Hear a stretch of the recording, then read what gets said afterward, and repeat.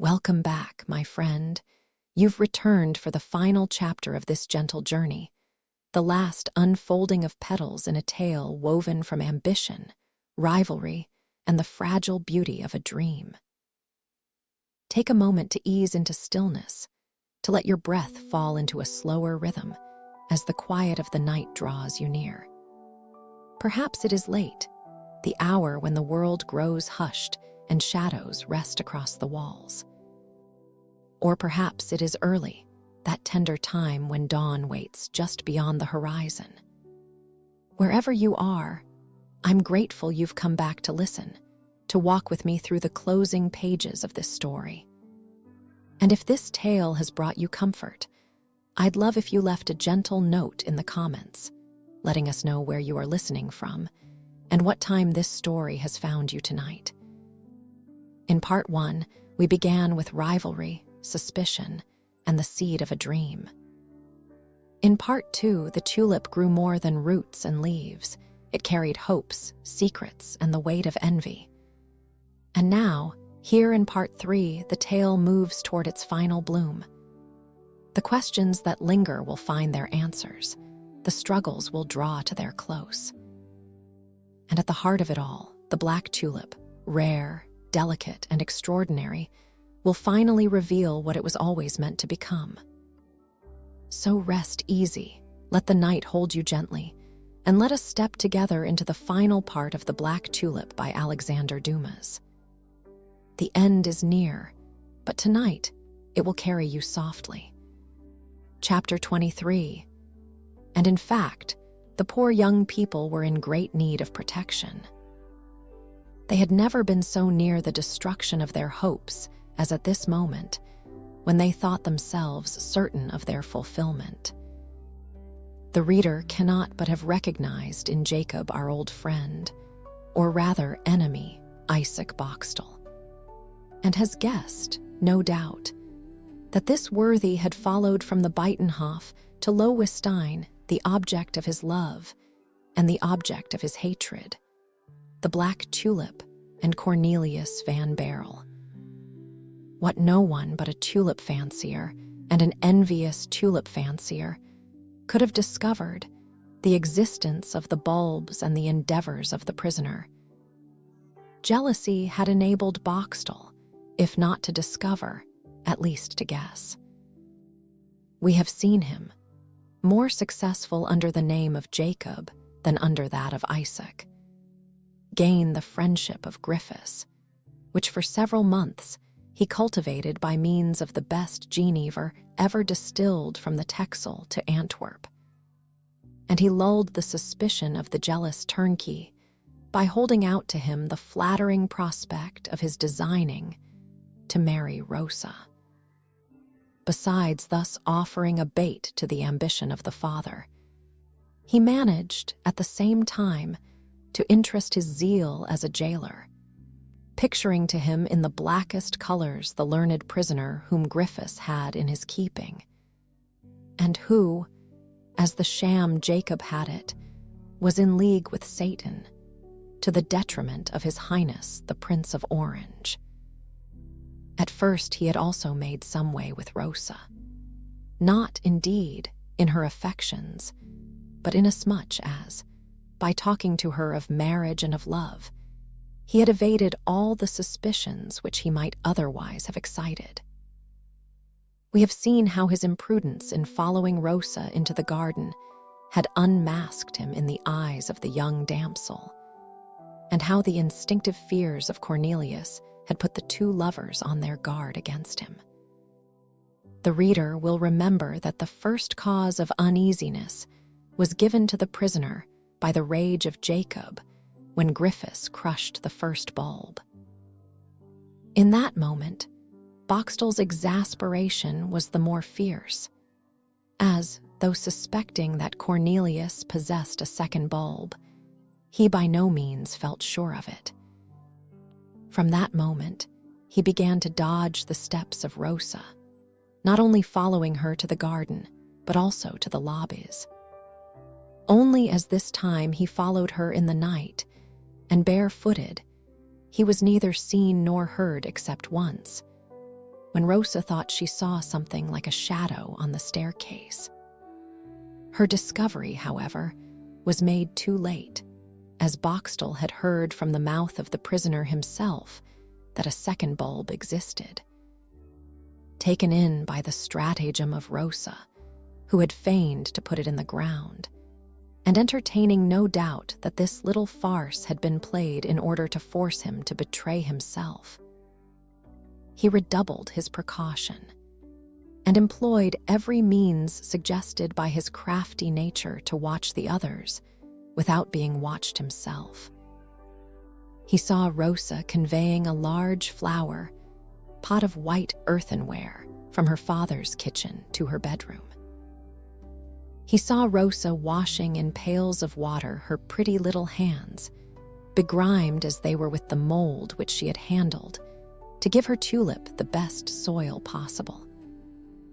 And at last he hired, just opposite Rosa's window, a little attic, distant enough not to allow him to be recognized with the naked eye, but sufficiently near to enable him, with the help of his telescope, to watch everything that was going on at the Lowenstein in Rosa's room, just as at Dort he had watched the dry room of Cornelius. He had not been installed more than 3 days in his attic before all his doubts were removed. From morning to sunset, the flower pot was in the window, and like those charming female figures of Mieris and Metzys, Rosa appeared at that window as in a frame, formed by the first budding sprays of the wild vine and the honeysuckle encircling her window.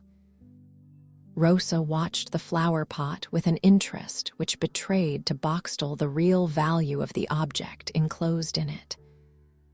This object could not be anything else but the second bulb, that is to say, the quintessence of all the hopes of the prisoner. When the nights threatened to be too cold, Rosa took in the flower pot.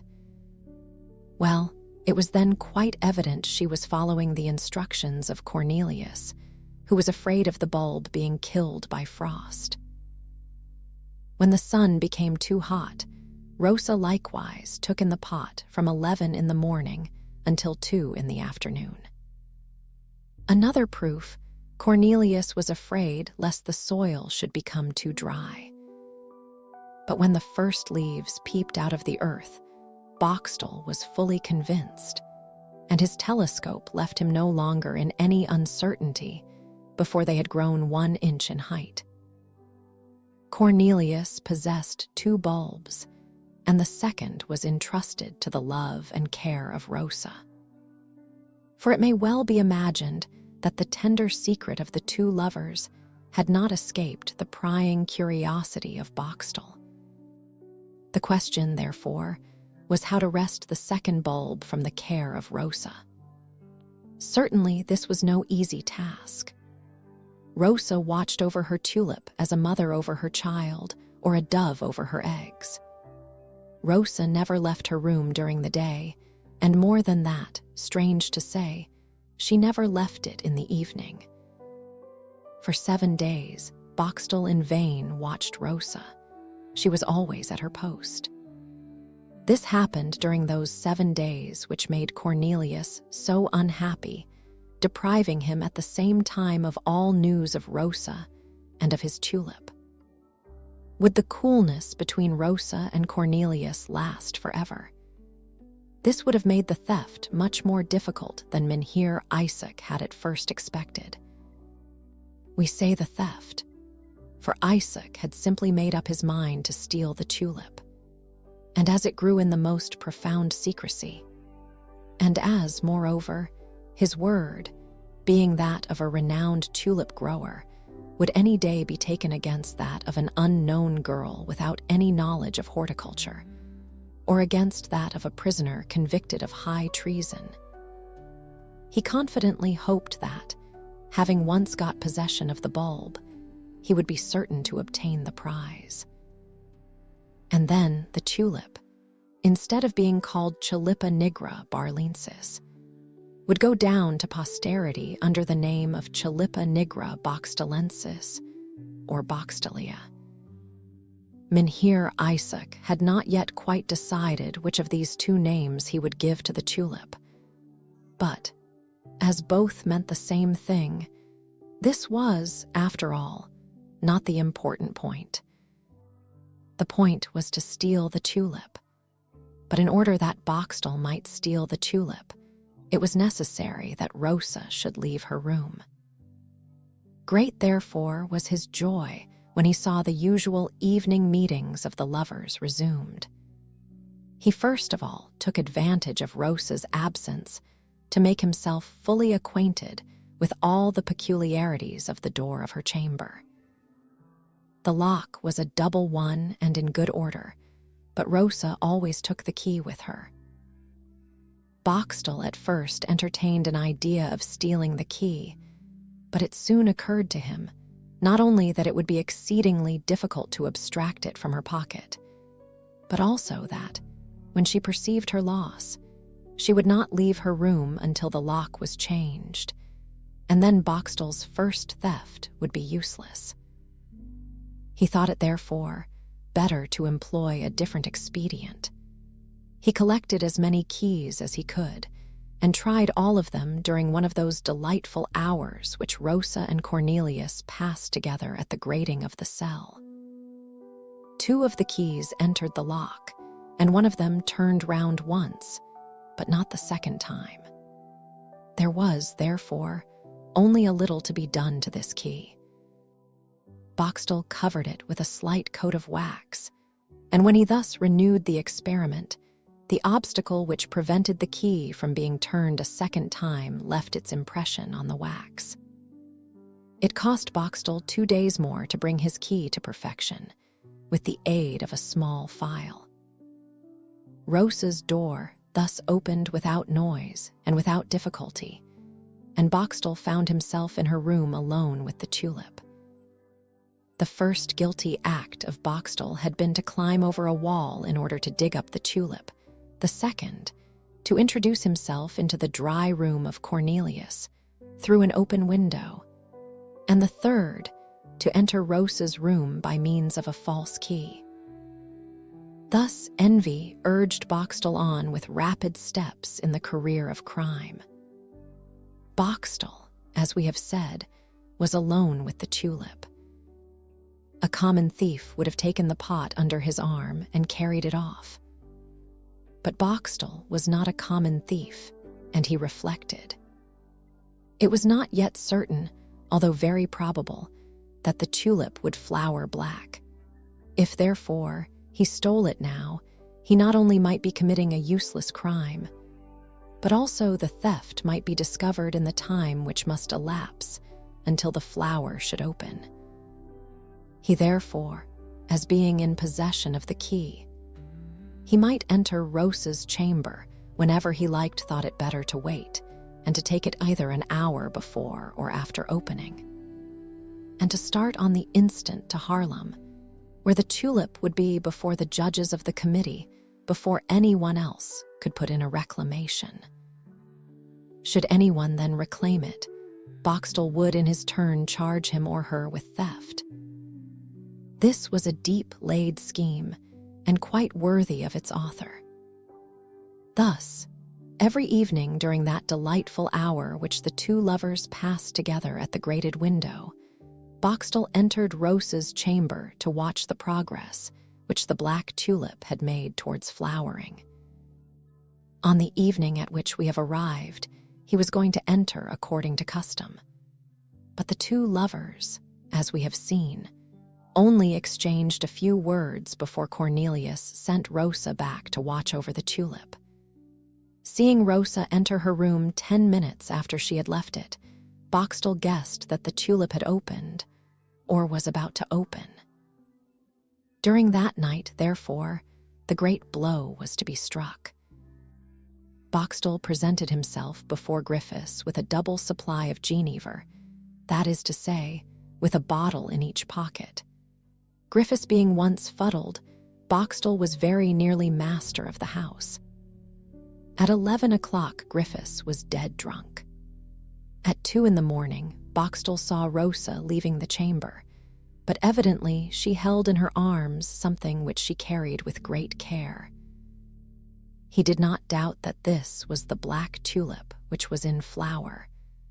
But what was she going to do with it? Would she set out that instant to Harlem with it? It was not possible that a young girl should undertake such a journey alone during the night. Was she only going to show the tulip to Cornelius? This was more likely. He followed Rosa in his stocking feet, walking on tiptoe. He saw her approach the grated window. He heard her calling Cornelius. By the light of the dark lantern, he saw the tulip open and black as the night in which he was hidden. He heard the plan concerted between Cornelius and Rosa to send a messenger to Harlem. He saw the lips of the lovers meet, and then heard Cornelius send Rosa away. He saw Rosa extinguish the light and return to her chamber. 10 minutes after, he saw her leave the room again and lock it twice. Boxtel, who saw all this whilst hiding himself on the landing place of the staircase above, descended step by step from his story as Rosa descended from hers, so that, when she touched with her light foot the lowest step of the staircase, Boxtel touched with a still lighter hand the lock of Rosa's chamber. And in that hand, it must be understood, he held the false key which opened Rosa's door as easily as did the real one. And this is why, in the beginning of the chapter, we said that the poor young people were in great need of the protection of God. Chapter 24, Cornelius remained standing on the spot where Rosa had left him. He was quite overpowered with the weight of his twofold happiness. Half an hour passed away. Already did the first rays of the sun enter through the iron grating of the prison, when Cornelius was suddenly startled at the noise of steps which came up the staircase, and of cries which approached nearer and nearer. Almost at the same instant, he saw before him the pale and distracted face of Rosa. He started and turned pale with fright. "Cornelius, Cornelius," she screamed, gasping for breath. "Good heaven, what is it?" asked the prisoner. "Cornelius, the tulip. Well, how shall I tell you? Speak, speak, Rosa. Someone has stolen it from us."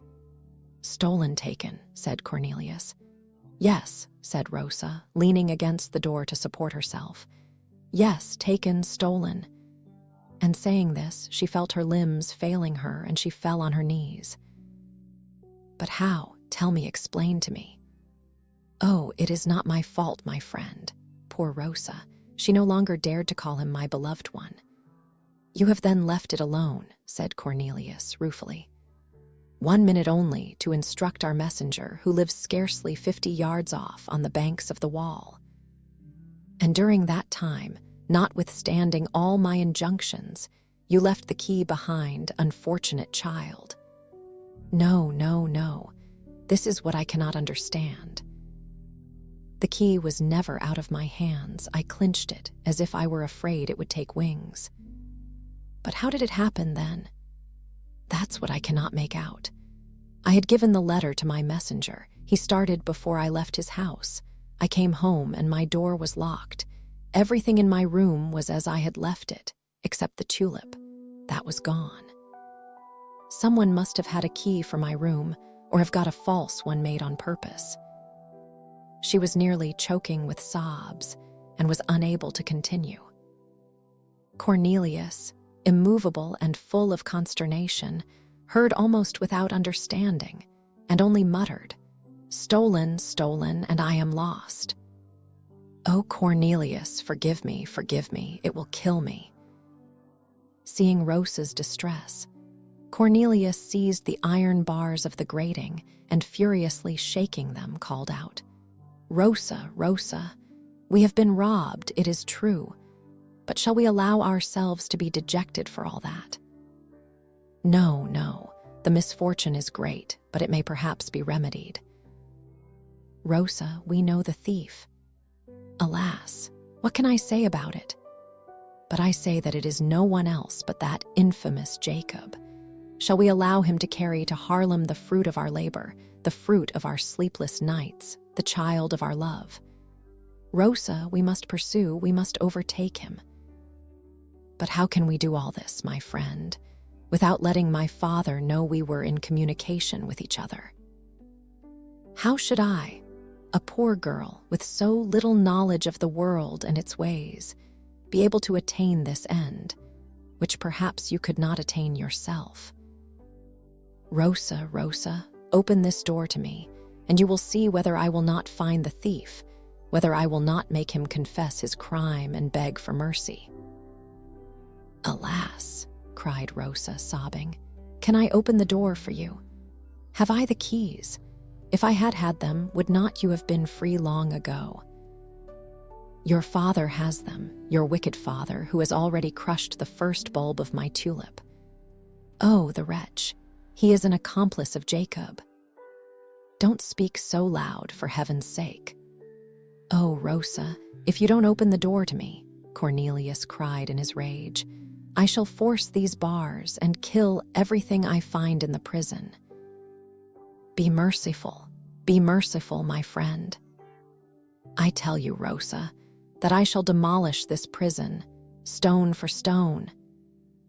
And the unfortunate man, whose strength was increased tenfold by his rage, began to shake the door with a great noise, little heeding that the thunder of his voice was re-echoing through the spiral staircase. Rosa, in her fright, made vain attempts to check this furious outbreak. I tell you that I shall kill that infamous Griffiths, roared Cornelius. I tell you I shall shed his blood as he did that of my Black Tulip. The wretched prisoner began really to rave. Well then, yes, said Rosa, all in a tremble. Yes, yes, only be quiet. Yes, yes, I will take his keys, I will open the door for you. Yes, only be quiet, my own dear Cornelius. She did not finish her speech as a growl by her side interrupted her. My father, cried Rosa. Griffiths, roared Van Barrel. Oh, you villain. Old Griffiths, in the midst of all the noise, had ascended the staircase without being heard. He rudely seized his daughter by the wrist. So you will take my keys, he said, in a voice choked with rage. Ah, this dastardly fellow, this monster, this gallows bird of a conspirator is your own dear Cornelius, is he? Ah, Missy has communications with prisoners of state. Ah, won't I teach you, won't I? Rosa clasped her hands in despair. Ah.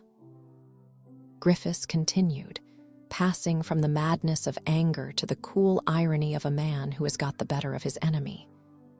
Ah, you innocent tulip fancier, you gentle scholar, you will kill me and drink my blood. Very well, very well. And you have my daughter for an accomplice. Am I, forsooth, in a den of thieves, in a cave of brigands? Yes, but the governor shall know all tomorrow, and his highness the stadtholder the day after. We know the law. We shall give a second edition of the Beitenhof, master scholar, and a good one this time. Yes, yes, just gnaw your paws like a bear in his cage.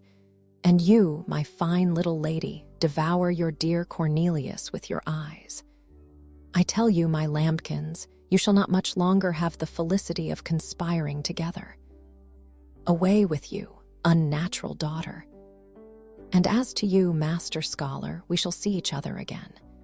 Just be quiet, we shall.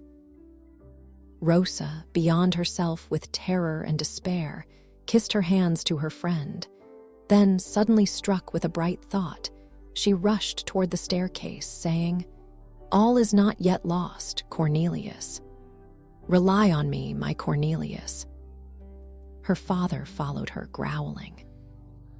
As to poor Cornelius, he gradually loosened his hold of the bars, which his fingers still grasped convulsively. His head was heavy, His eyes almost started from their sockets, and he fell heavily on the floor of his cell, muttering, "Stolen. It has been stolen from me." During this time, Boxtel had left the fortress by the door which Rosa herself had opened.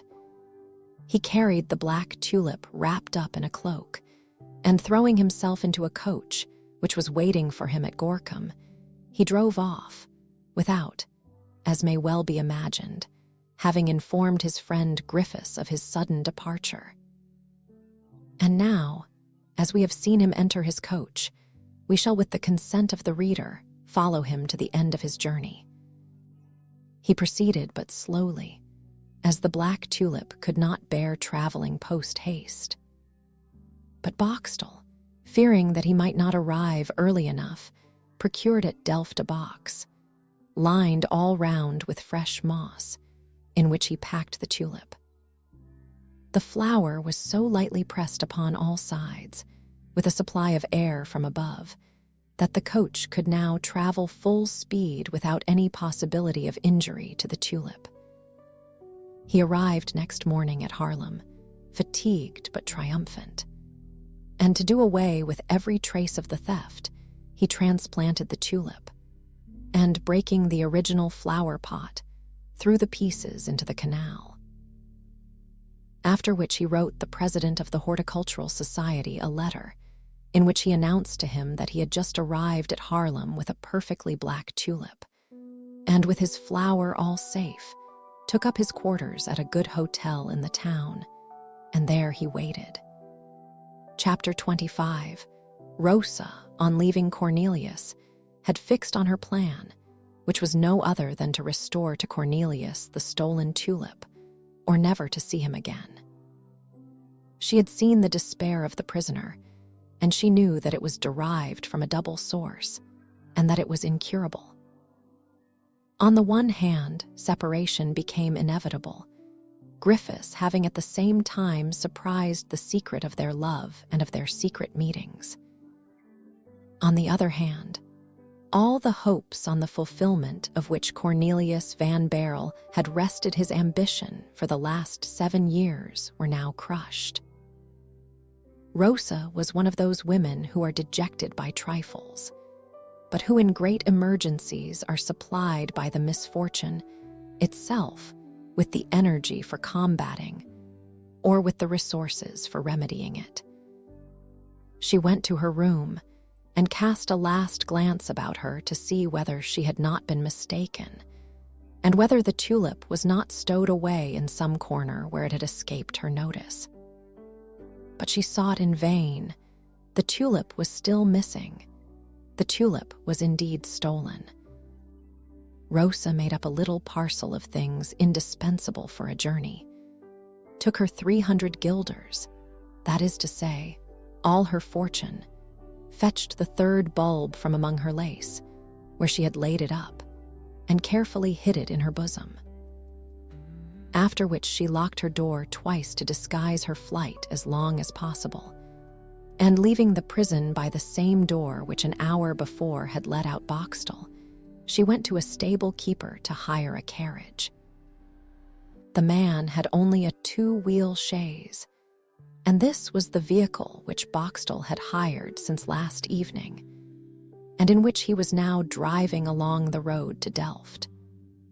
For the road from Loewestein to Haarlem, owing to the many canals, rivers, and rivulets intersecting the country, is exceedingly circuitous.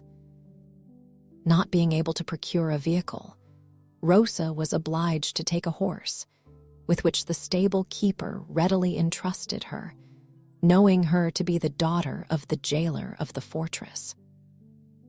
Rosa hoped to overtake her messenger, a kind-hearted and honest lad, whom she would take with her, and who might at the same time serve her as a guide and a protector. And in fact, she had not proceeded more than a league before she saw him hastening along one of the side paths of a very pretty road by the river. Setting her horse off at a canter, she soon came up with him. The honest lad was not aware of the important character of his message, Nevertheless, he used as much speed as if he had known it, and in less than an hour he had already gone 1.5 leagues. Rosa took from him the note, which had now become useless, and explained to him what she wanted him to do for her. The boatman placed himself entirely at her disposal, promising to keep pace with the horse if Rosa would allow him to take hold of either the croup or the bridle of her horse. The 2 travelers had been on their way for 5 hours and made more than 8 leagues, and yet Griffiths had not the least suspicion of his daughter having left the fortress. The jailer, who was of a very spiteful and cruel disposition, chuckled within himself at the idea of having struck such terror into his daughter's heart. But whilst he was congratulating himself on having such a nice story to tell to his boon companion, Jacob, that worthy was on his road to Delft, and, thanks to the swiftness of the horse, had already the start of Rosa and her companion by 4 leagues. And whilst the affectionate father was rejoicing at the thought of his daughter weeping in her room, Rosa was making the best of her way towards Haarlem. Thus, the prisoner alone was where Griffiths thought him to be. Rosa was so little with her father since she took care of the Tulip, that at his dinner hour, that is to say, at 12 o'clock, he was reminded for the first time by his appetite that his daughter was fretting rather too long. He sent one of the under-turnkeys to call her, and when the man came back to tell him that he had called and sought her in vain, he resolved to go and call her himself. He first went to her room, but, loud as he knocked, Rosa answered not. The locksmith of the fortress was sent for. He opened the door, but Griffiths no more found Rosa than she had found the Tulip. At that very moment she entered Rotterdam. Griffiths, therefore, had just as little chance of finding her in the kitchen as in her room, and just as little in the garden as in the kitchen. The reader may imagine the anger of the jailer when, after having made inquiries about the neighborhood, he heard that his daughter had hired a horse and, like an adventuress, set out on a journey without saying where she was going. Griffiths again went up in his fury to Van Baerle, abused him, threatened him, knocked all the miserable furniture of his cell about, and promised him all sorts of misery, even starvation and flogging. Cornelius, without even hearing what his jailer said, allowed himself to be ill-treated, abused, and threatened, remaining all the while sullen, immovable, dead to every emotion and fear. After having sought for Rosa in every direction, Griffiths looked out for Jacob, and as he could not find him either, he began to suspect from that moment that Jacob had run away with her. The damsel, meanwhile, after having stopped for 2 hours at Rotterdam, had started again on her journey. On that evening she slept at Delft, and on the following morning she reached Haarlem, 4 hours after Boxtel had arrived there. Rosa, first of all, caused herself to be led before Mynheer van Sistens, the president of the Horticultural Society of Haarlem. She found that worthy gentleman in a situation which, to do justice to our story, we must not pass over in our description. The president was drawing up a report to the committee of the society. This report was written on large-sized paper in the finest handwriting of the president. Rosa was announced simply as Rosa Griffiths, but as her name, well as it might sound, was unknown to the president, she was refused admittance. Rosa, however, was by no means abashed, having vowed in her heart, in pursuing her cause, not to allow herself to be put down either by refusal or abuse, or even brutality. "Announce to the president," she said to the servant, "that I want to speak to him about the Black Tulip." These words seemed to be an open sesame, for she soon found herself in the office of the president, Van Sistens, who gallantly rose from his chair to meet her. He was a spare little man, resembling the stem of a flower, his head forming its chalice, and his two limp arms representing the double leaf of the tulip. The resemblance was rendered complete by his waddling gait, which made him even more like that flower when it bends under a breeze. "Well, miss," he said, "you are coming, I am told, about the affair of the Black Tulip." To the president of the Horticultural Society, the Tulipa nigra was a first-rate power which, in its character as queen of the tulips, might send ambassadors. "Yes, sir," answered Rosa. "I come at least to speak of it." "Is it doing well, then?" asked Van Sistens with a smile of tender veneration. "Alas, sir, I don't know," said Rosa. "How is that? Could any misfortune have happened to it?" "A very great one, sir, yet not to it, but to me." "What?" "It has been stolen from me." "Stolen, the black tulip?" "Yes, sir." "Do you know the thief?" "I have my suspicions, but I must not yet accuse anyone, but the matter may very easily be ascertained." "How is that?" "As it has been stolen from you, the thief cannot be far off." "Why not?" "Because I have seen the black tulip only 2 hours ago." "You have seen the black tulip?" cried Rosa, rushing up to Mynheer Van Sistens. "As I see you, miss." "But where?" "Well, with your master, of course." "With my master?" "Yes. Are you not in the service of Master Isaac Boxtel?" "Yes, you. But for whom do you take me, sir?" "And for whom do you take me?" "I hope, sir, I take you for what you are, that is to say, for the Honorable Mynheer Van Sistens, Burgomaster of Haarlem and President of the Horticultural Society." "And what is it you told me just now?" "I told you, sir, that my tulip has been stolen." "Then your tulip is that of Mynheer Boxtel." "Well, my child, you express yourself very badly. The tulip has been stolen, not from you, but from Mynheer Boxtel." "I repeat to you, sir, that I do not know who this Mynheer Boxtel is, and that I have now heard his name pronounced for the first time." "You do not know who Mynheer Boxtel is, and you also had a black tulip." "But is there any other besides mine?" asked Rosa, trembling. "Yes, that of Mynheer Boxtel." "How is it?" "Black, of course. Without speck. Without a single speck or even point." "And you have this tulip, you have it deposited here?" "No, but it will be, as it has to be exhibited before the committee previous to the prize being awarded." "Oh, sir," cried Rosa, "this Boxtel, this Isaac Boxtel, who calls himself the owner of the black tulip. And who is its owner?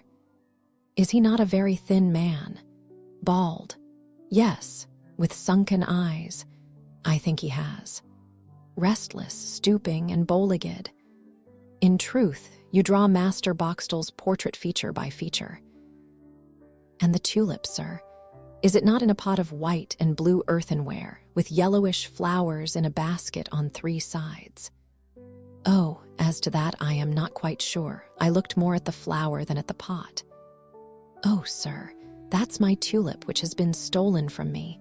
I came here to reclaim it before you and from you." Oh, said Van Sistens, looking at Rosa. "What, you are here to claim the tulip of Master Boxtel? Well, I must say you are cool enough." "Honored sir," a little put out by this apostrophe, "I do not say that I am coming to claim the tulip of Master Boxtel, but to reclaim my own." "Yours?"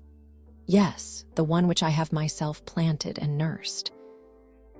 "Well then, go and find out Master Boxtel at the White Swan Inn, and you can then settle matters with him. As for me, considering that the cause seems to me as difficult to judge as that which was brought before King Solomon, and that I do not pretend to be as wise as he was, I shall content myself with making my report, establishing the existence of the Black Tulip and ordering the 100,000 guilders to be paid to its grower. "Goodbye, my child." "Oh, sir," said Rosa imploringly. "Only, my child," continued Van Sistens, "as you are young and pretty, and as there may be still some good in you, I'll give you some good advice. Be prudent in this matter, for we have a court of justice and a prison here at Haarlem, and moreover, we are exceedingly ticklish as far as the honor of our tulips is concerned. Go, my child, go, remember, Master Isaac Boxtel at the White Swan Inn." And Mynheer Van Sistens, taking up his fine pen, resumed his report, which had been interrupted by Rosa's visit. Chapter 26. Rosa, beyond herself, and nearly mad with joy and fear at the idea of the Black Tulip being found again, started for the White Swan, followed by the boatman, a stout lad from Frisia, who was strong enough to knock down a dozen Boxtels single-handed. He had been made acquainted in the course of the journey with the state of affairs, and was not afraid of any encounter. Only he had orders, in such a case, to spare the tulip. But on arriving in the great marketplace, Rosa at once stopped. A sudden thought had struck her, just as Homer's Minerva seizes Achilles by the hair at the moment when he is about to be carried away by his anger. "Good heaven," she muttered to herself, "I have made a grievous blunder. It may be I have ruined Cornelius, the tulip, and myself. I have given the alarm and perhaps awakened suspicion. I am but a woman. These men may league themselves against me, and then I shall be lost. If I am lost, that matters nothing, but Cornelius and the tulip." She reflected for a moment. "If I go to that Boxtel and do not know him, if that Boxtel is not my Jacob, but another fancier who has also discovered the Black Tulip, or if my tulip has been stolen by someone else, or has already passed into the hands of a third person, if I do not recognize the man, only the tulip, how shall I prove that it belongs to me? On the other hand, if I recognize this Boxtel as Jacob, who knows what will come out of it? Whilst we are contesting with each other, the tulip will die. In the meanwhile, a great noise was heard, like the distant roar of the sea, at the other extremity of the marketplace. People were running about, doors opening and shutting. Rosa alone was unconscious of all this hubbub among the multitude.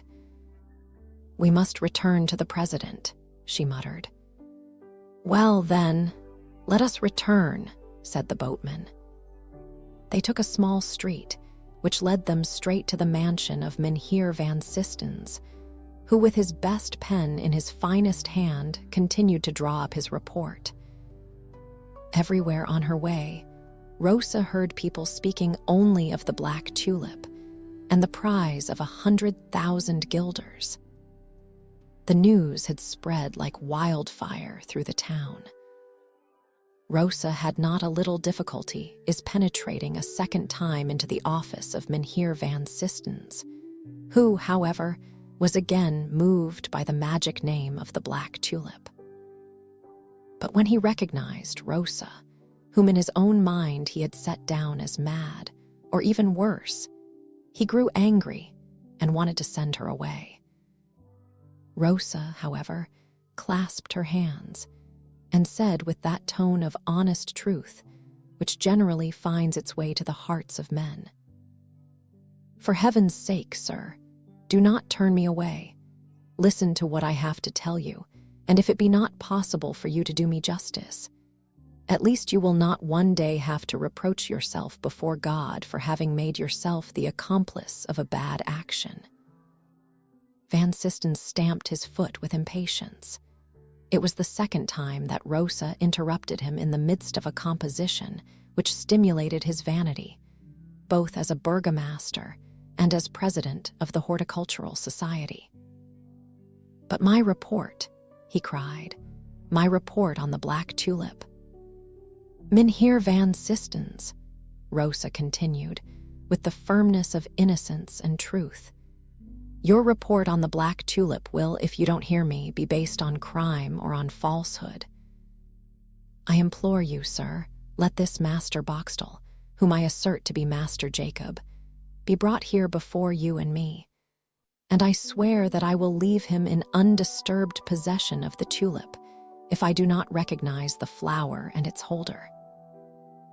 "Well, I declare, here is a proposal," said Van Sistens. "What do you mean?" "I ask you what can be proved by your recognizing them." "After all," said Rosa, in her despair, "you are an honest man, sir. How would you feel if one day you found out that you had given the prize to a man for something which he not only had not produced, but which he had even stolen?" Rosa's speech seemed to have brought a certain conviction into the heart of Van Sistens, and he was going to answer her in a gentler tone when at once a great noise was heard in the street, and loud cheers shook the house. "What is this?" cried the burgomaster. "What is this? Is it possible? Have I heard aright?" And he rushed towards his anteroom without any longer heeding Rosa, whom he left in his cabinet. Scarcely had he reached his anteroom when he cried out aloud on seeing his staircase invaded up to the very landing place by the multitude which was accompanying, or rather following, a young man simply clad in a violet-colored velvet, embroidered with silver, who, with a certain aristocratic slowness, ascended the white stone steps of the house. In his wake followed two officers, one of the navy and the other of the cavalry.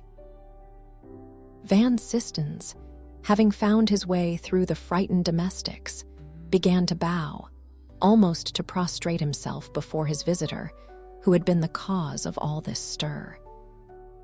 "Monseigneur," he called out, "Monseigneur, what distinguished honor is your highness bestowing forever on my humble house by your visit?"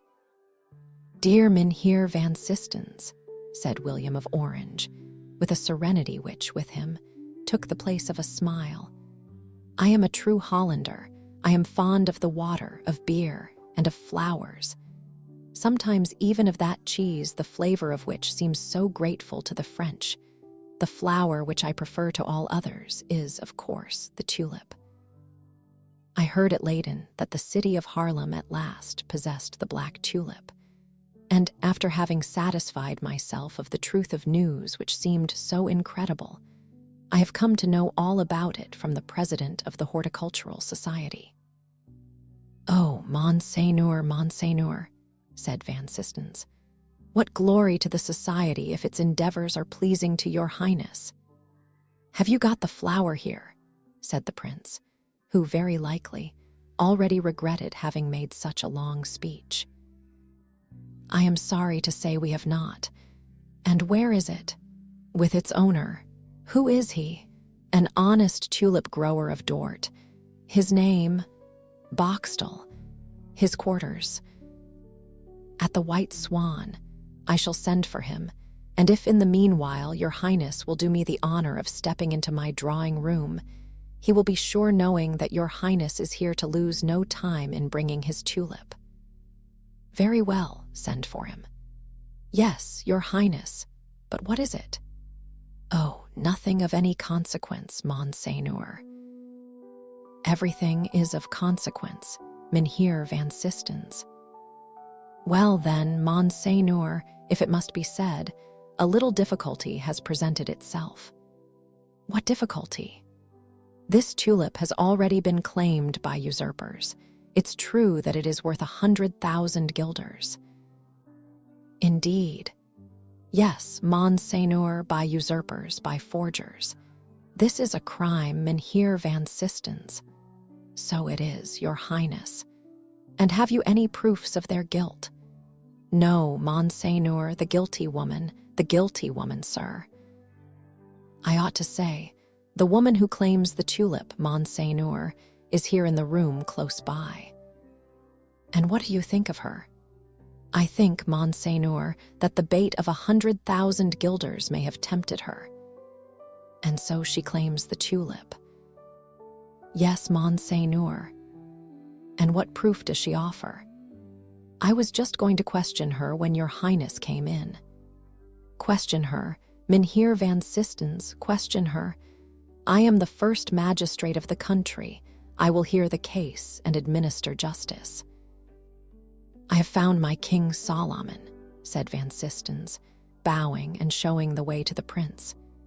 His highness was just going to walk ahead, but suddenly recollecting himself, he said, "Go before me and call me plain Mynheer." The two then entered the cabinet. Rosa was still standing at the same place, leaning on the window and looking through the panes into the garden. "Ah, a Frisian girl," said the prince, as he observed Rosa's gold brocade headdress and red petticoat. At the noise of their footsteps, she turned round, but scarcely saw the prince, who seated himself in the darkest corner of the apartment. All her attention, as may be easily imagined, was fixed on that important person who was called Van Sistens, so that she had no time to notice the humble stranger who was following the master of the house, and who, for aught she knew, might be somebody or nobody. The humble stranger took a book down from the shelf and made Van Sistens a sign to commence the examination forthwith. Van Sistens, likewise at the invitation of the young man in the violet coat, sat down in his turn, and, quite happy and proud of the importance thus cast upon him, began, "My child, you promised to tell me the truth, and the entire truth concerning this tulip."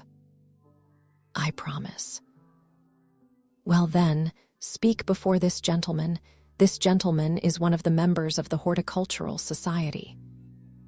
"What am I to tell you, sir?" said Rosa, "beside that which I have told you already?" "Well then, what is it?" "I repeat the question I have addressed to you before." "Which?"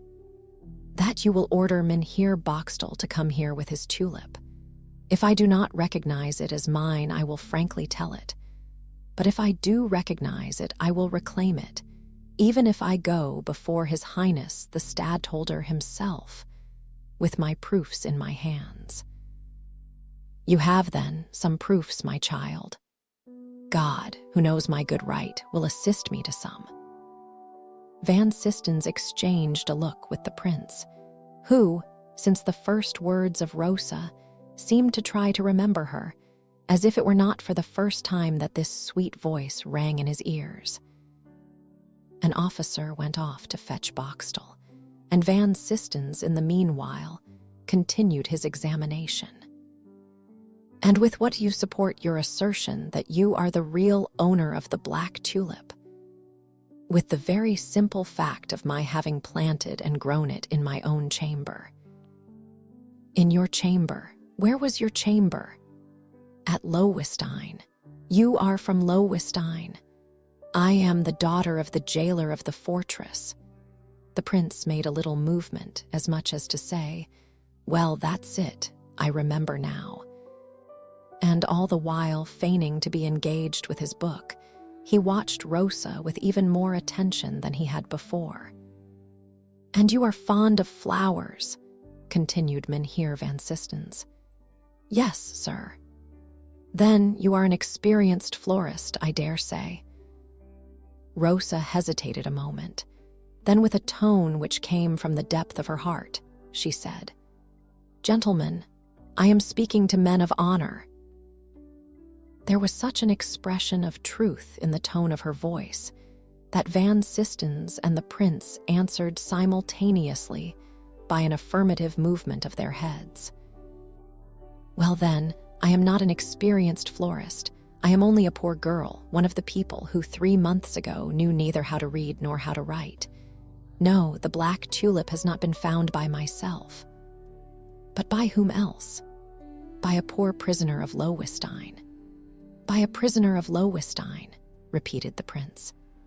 The tone of his voice startled Rosa, who was sure she had heard it before.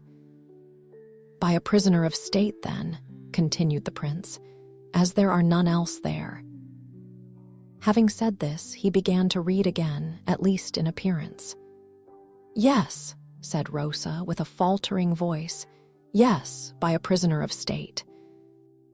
Van Sistens trembled as he heard such a confession made in the presence of such a witness. "Continue," said William dryly, to the president of the Horticultural Society.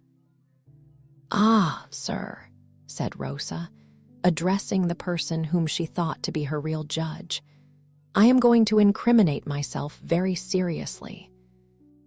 "Certainly," said Van Sistens. "The prisoner of state ought to be kept in close confinement at Lowenstein." "Alas, sir. And from what you tell me, you took advantage of your position as daughter of the jailer to communicate with a prisoner of state about the cultivation of flowers." "So it is, sir," Rosa murmured in dismay. "Yes, I am bound to confess I saw him every day." "Unfortunate girl," exclaimed Van Sistens. The prince, observing the fright of Rosa and the pallor of the president, raised his head and said, in his clear and decided tone, "This cannot signify anything to the members of the Horticultural Society. They have to judge on the Black Tulip and have no cognizance to take of political offenses. Go on, young woman, go on." Van Sistens, by means of an eloquent glance, offered, in the name of the tulip, his thanks to the new member of the Horticultural Society. All this was detailed with an accent of truth which, although producing no change in the impassible mien of the prince, did not fail to take effect on Van Sistens. "But," said the prince, "it cannot be long since you knew the prisoner." Rosa opened her large eyes and looked at the stranger, who drew back into the dark corner as if he wished to escape her observation. "Why, sir?" she asked him. "Because it is not yet 4 months since the jailer Griffiths and his daughter were removed to Lowenstein." "That is true, sir." "Otherwise, you must have solicited the transfer of your father in order to be able to follow some prisoner who may have been transported from The Hague to Lowenstein." "Sir," said Rosa, blushing. "Finish what you have to say," said William. "I confess I knew the prisoner at The Hague." "Happy prisoner," said William, smiling. At this moment the officer who had been sent for Boxtel returned and announced to the prince that the person whom he had been to fetch was following on his heels with his tulip. Chapter 27. Boxtel's return was scarcely announced when he entered in person the drawing room of Mynheer Van Sistens, followed by 2 men, who carried in a box their precious burden and deposited it on a table. The prince, on being informed, left the cabinet, passed into the drawing room, admired the flower, and silently resumed his seat in the dark corner, where he had himself placed his chair. Rosa, trembling, pale, and terrified, expected to be invited in her turn to see the tulip. She now heard the voice of Boxtel. "It is he," she exclaimed. The prince made her a sign to go and look through the open door into the drawing room. "It is my tulip," cried Rosa. "I recognize it. Oh, my poor Cornelius." And saying this, she burst into tears. The prince rose from his seat, went to the door, where he stood for some time with the full light falling upon his figure. As Rosa's eyes now rested upon him, she felt more than ever convinced that this was not the first time she had seen the stranger. "Master Boxtel," said the prince, "come in here, if you please." Boxtel eagerly approached, and finding himself face to face with William of Orange, started back. "His Highness," he called out. "His Highness," Rosa repeated in dismay. Hearing this exclamation on his left, Boxtel turned round and perceived Rosa. At this sight, the whole frame of the thief shook as if under the influence of a galvanic shock. "Ah," muttered the prince to himself, "he is confused." But Boxtel, making a violent effort to control his feelings, was already himself again. "Master Boxtel," said William, "you seem to have discovered the secret of growing the black tulip." "Yes, your highness," answered Boxtel, in a voice which still betrayed some confusion. It is true his agitation might have been attributable to the emotion which the man must have felt on suddenly recognizing the prince. "But," continued the stadtholder, "here is a young damsel who also pretends to have found it." Boxtel, with a disdainful smile, shrugged his shoulders. William watched all his movements with evident interest and curiosity. "Then you don't know this young girl?" said the prince. "No, your highness." "And you, child, do you know Master Boxtel?" "No, I don't know Master Boxtel, but I know Master Jacob." "What do you mean?" "I mean to say that at Lowenstein the man who here calls himself Isaac Boxtel went by the name of Master Jacob." "What do you say to that, Master Boxtel?" "I say that this damsel lies, your highness." "You deny, therefore, having ever been at Lowenstein." Boxtel hesitated. The fixed and searching glance of the proud eye of the prince prevented him from lying. "I cannot deny having been at Lowenstein, your highness, but I deny having stolen the tulip." "You have stolen it, and that from my room," cried Rosa with indignation. "I deny it. Now listen to me. Do you deny having followed me into the garden on the day when I prepared the border where I was to plant it?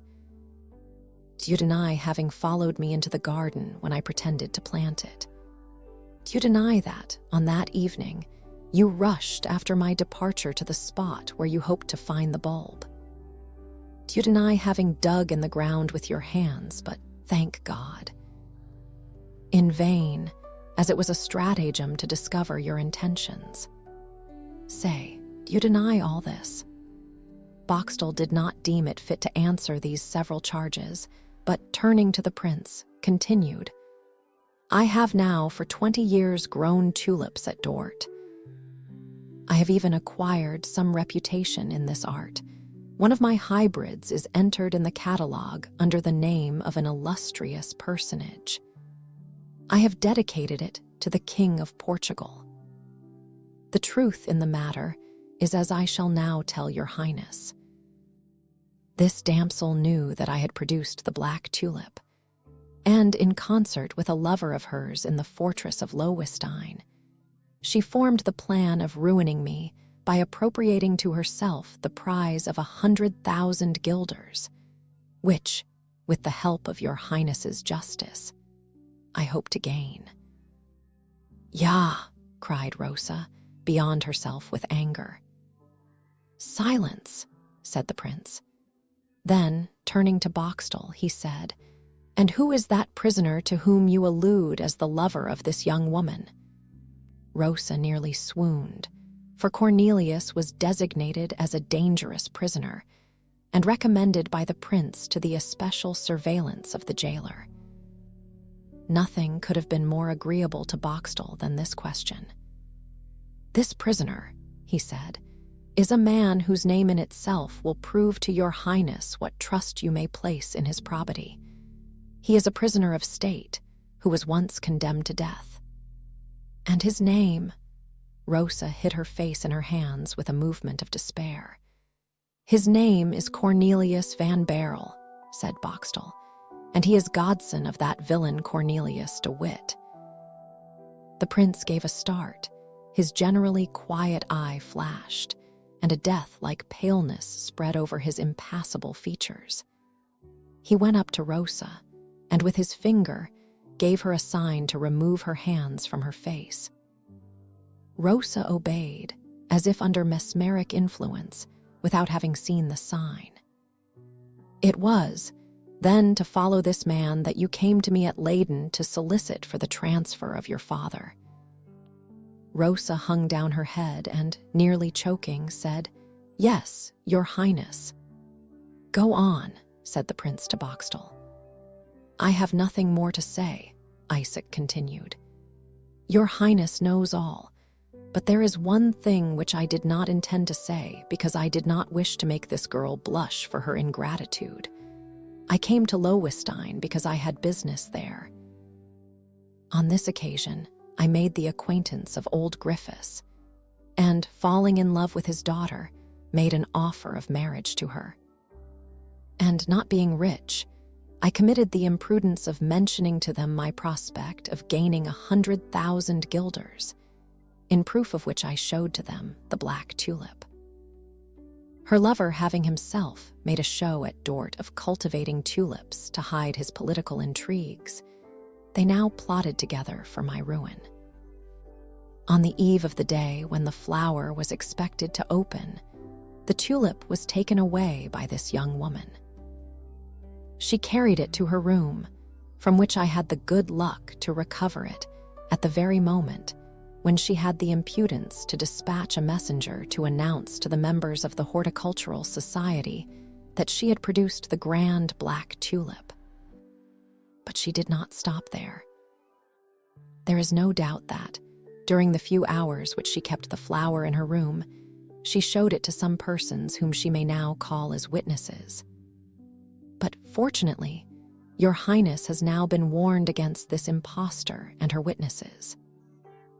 "Oh, my God, what infamous falsehoods," said Rosa, bursting into tears and throwing herself at the feet of the stadtholder, who, although thinking her guilty, felt pity for her dreadful agony.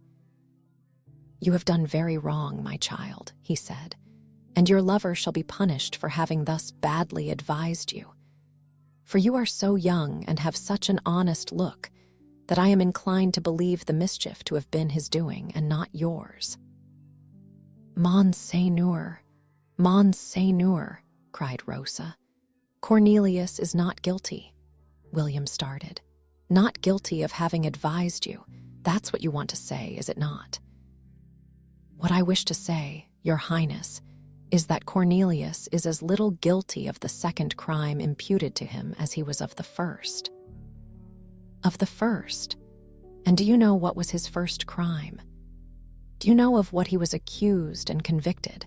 Of having, as an accomplice of Cornelius de Witt, concealed the correspondence of the Grand Pensionary and the Marquis de Louvois. Well, sir, he was ignorant of this correspondence being deposited with him, completely ignorant. I am as certain as of my life that if it were not so, he would have told me. For how could that pure mind have harbored a secret without revealing it to me? No, your Highness, I repeat it, and even at the risk of incurring your displeasure, Cornelius is no more guilty of the first crime than of the second, and of the second no more than of the first. Oh, would to heaven that you knew my Cornelius, Monseigneur." "He is a de Witt," cried Boxtel. "His Highness knows only too much of him, having once granted him his life." "Silence," said the prince. "All these affairs of state, as I have already said, are completely out of the province of the Horticultural Society of Haarlem." Then, knitting his brow, he added, "As to the tulip, make yourself easy, Master Boxtel. You shall have justice done to you." Boxtel bowed with a heart full of joy and received the congratulations of the president. "You, my child," William of Orange continued, "you were going to commit a crime. I will not punish you, but the real evildoer shall pay the penalty for both. A man of his name may be a conspirator and even a traitor, but he ought not to be a thief." "A thief?" cried Rosa. "Cornelius a thief? Pray, your Highness, do not say such a word. It would kill him if he knew it. If theft there has been, I swear to you, sir, no one else but this man has committed it." "Prove it," Boxtel coolly remarked. "I shall prove it. With God's help I shall." Then, turning towards Boxtel, she asked, "The tulip is yours?" "It is." "How many bulbs were there of it?"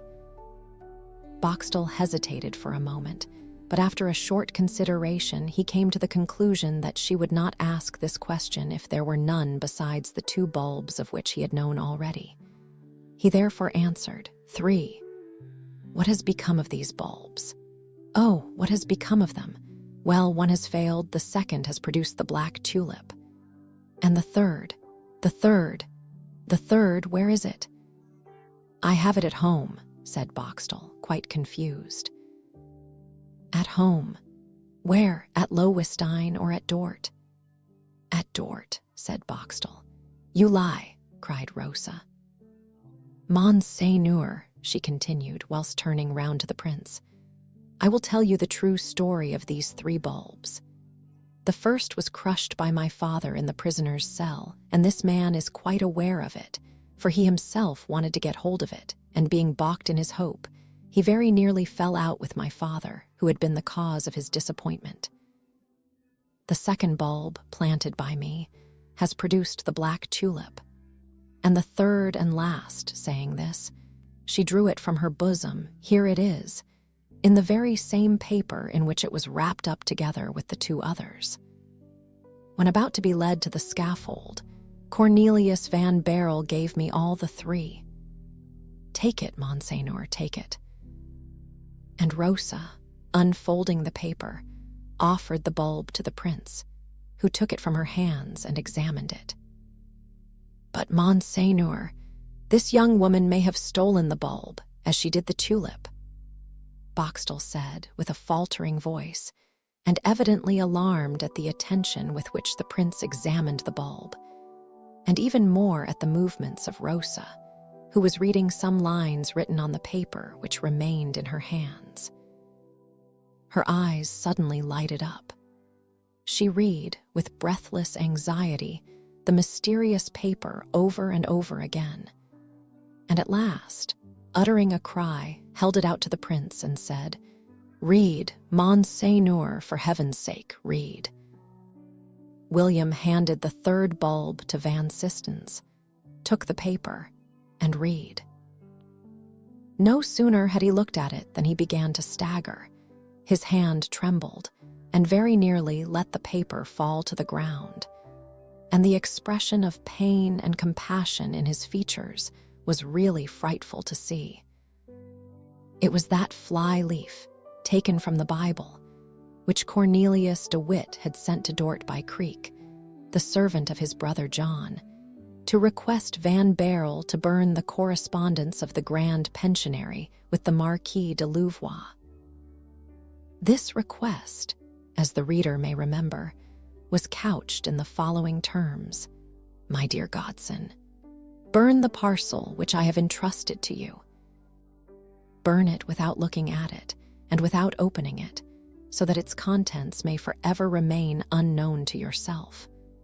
Secrets of this description are death to those with whom they are deposited. Burn it, and you will have saved John and Cornelius de Witt. Farewell, and love me, Cornelius de Witt. August 20, 1672. This slip of paper offered the proofs both of Van Barrel's innocence and of his claim to the property of the tulip. Rosa and the stadtholder exchanged one look only. That of Rosa was meant to express, Here, you see yourself. That of the stadtholder signified, Be quiet and wait. The prince wiped the cold sweat from his forehead and slowly folded up the paper, whilst his thoughts were wandering in that labyrinth without a goal and without a guide, which is called remorse and shame for the past. Soon, however, raising his head with an effort, he said, in his usual voice, Go, Mr. Boxtel, justice shall be done, I promise you. Then, turning to the president, he added, You, my dear Mynheer Van Sistens, take charge of this young woman and of the tulip. Goodbye. All bowed, and the prince left among the deafening cheers of the crowd outside. Boxtel returned to his inn, rather puzzled and uneasy, tormented by misgivings about that paper which William had received from the hand of Rosa, and which his Highness had read, folded up, and so carefully put in his pocket. What was the meaning of all this? Rosa went up to the tulip, tenderly kissed its leaves, and with a heart full of happiness and confidence in the ways of God, broke out in the words, "Thou knowest best for what end thou madest my good Cornelius teach me to read." Chapter 28. Whilst the events we have described in our last chapter were taking place, the unfortunate Van Baerle, forgotten in his cell in the fortress of Loewestein, suffered at the hands of Griffiths all that a prisoner can suffer when his jailer has formed the determination of playing the part of hangman. Griffiths, not having received any tidings of Rosa or of Jacob, persuaded himself that all that had happened was the devil's work, and that Dr. Cornelius Van Baerle had been sent on earth by Satan. The result of it was that one fine morning, the third after the disappearance of Jacob and Rosa, he went up to the cell of Cornelius in even a greater rage than usual.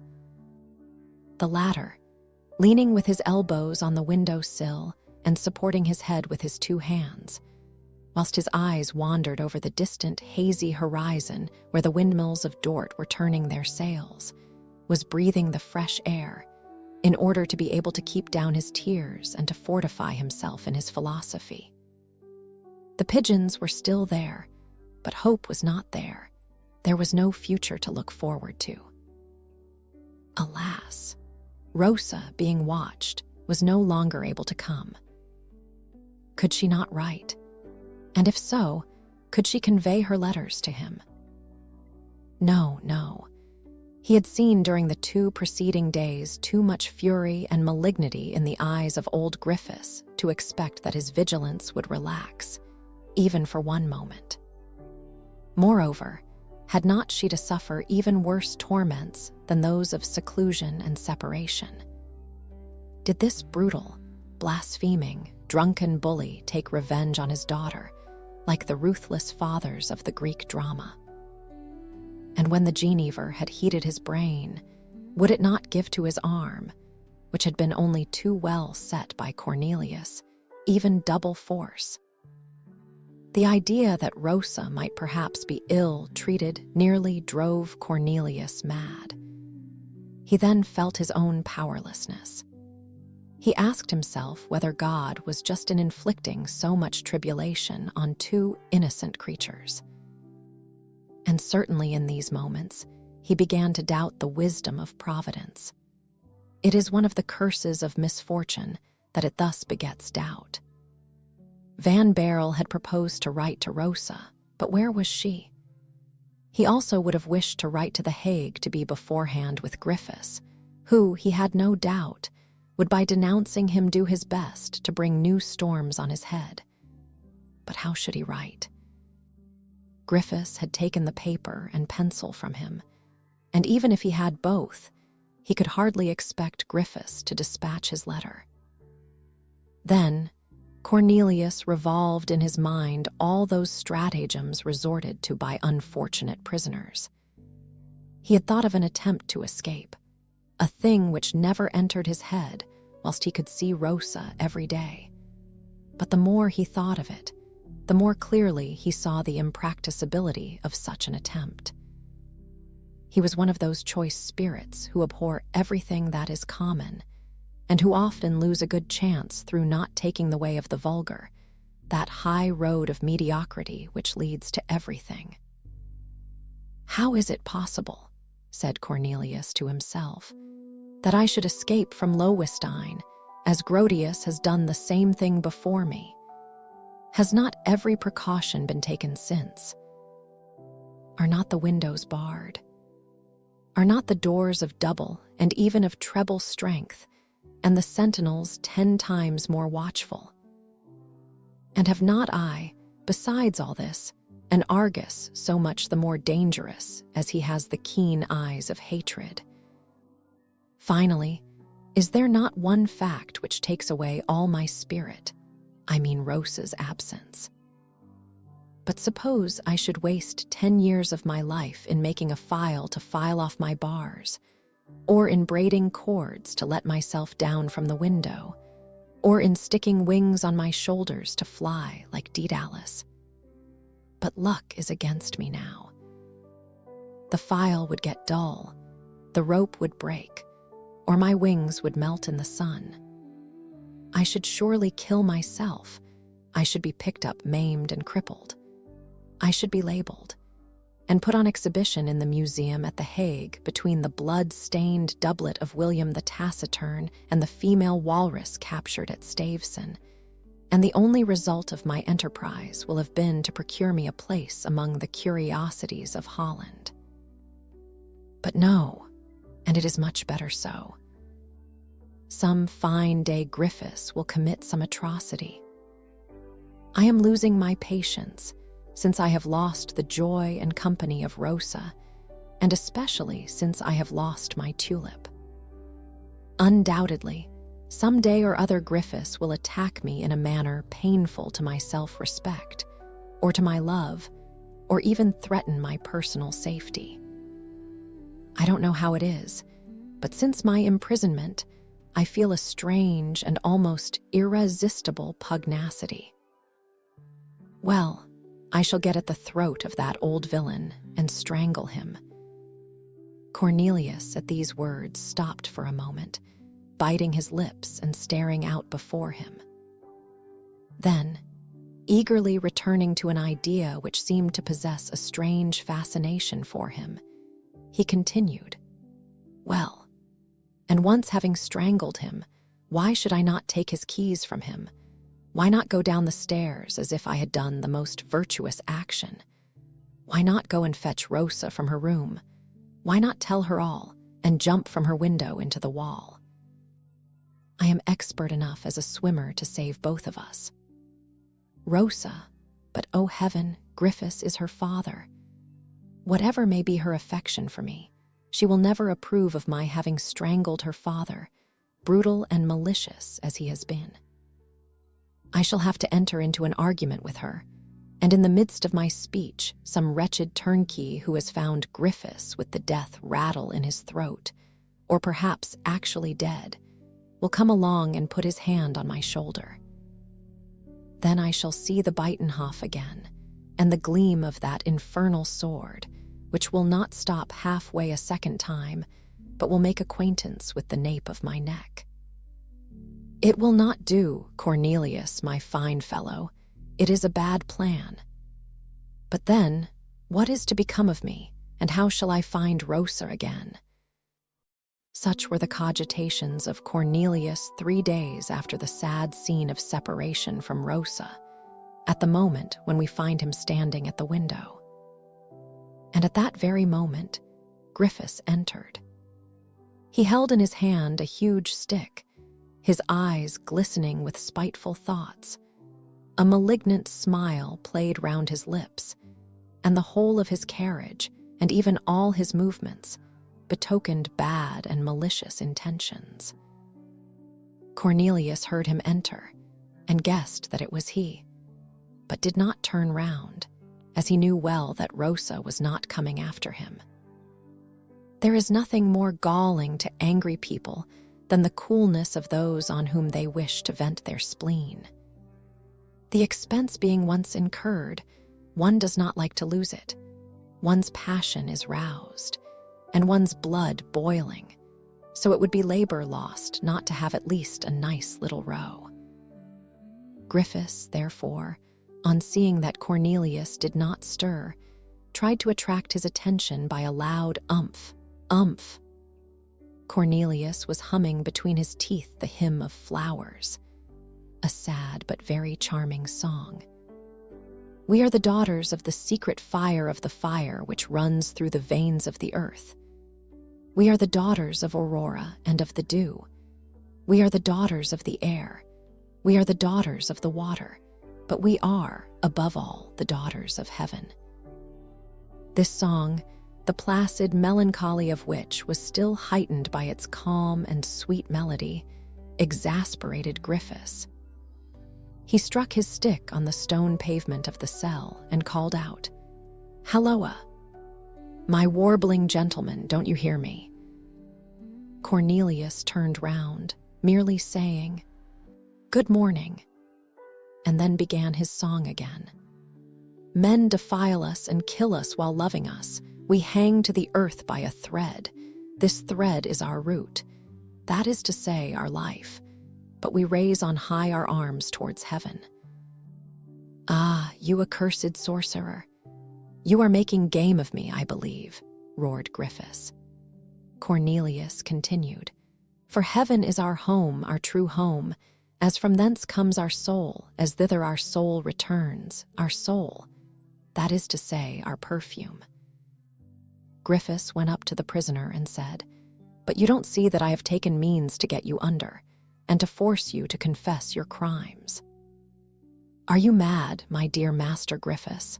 asked Cornelius.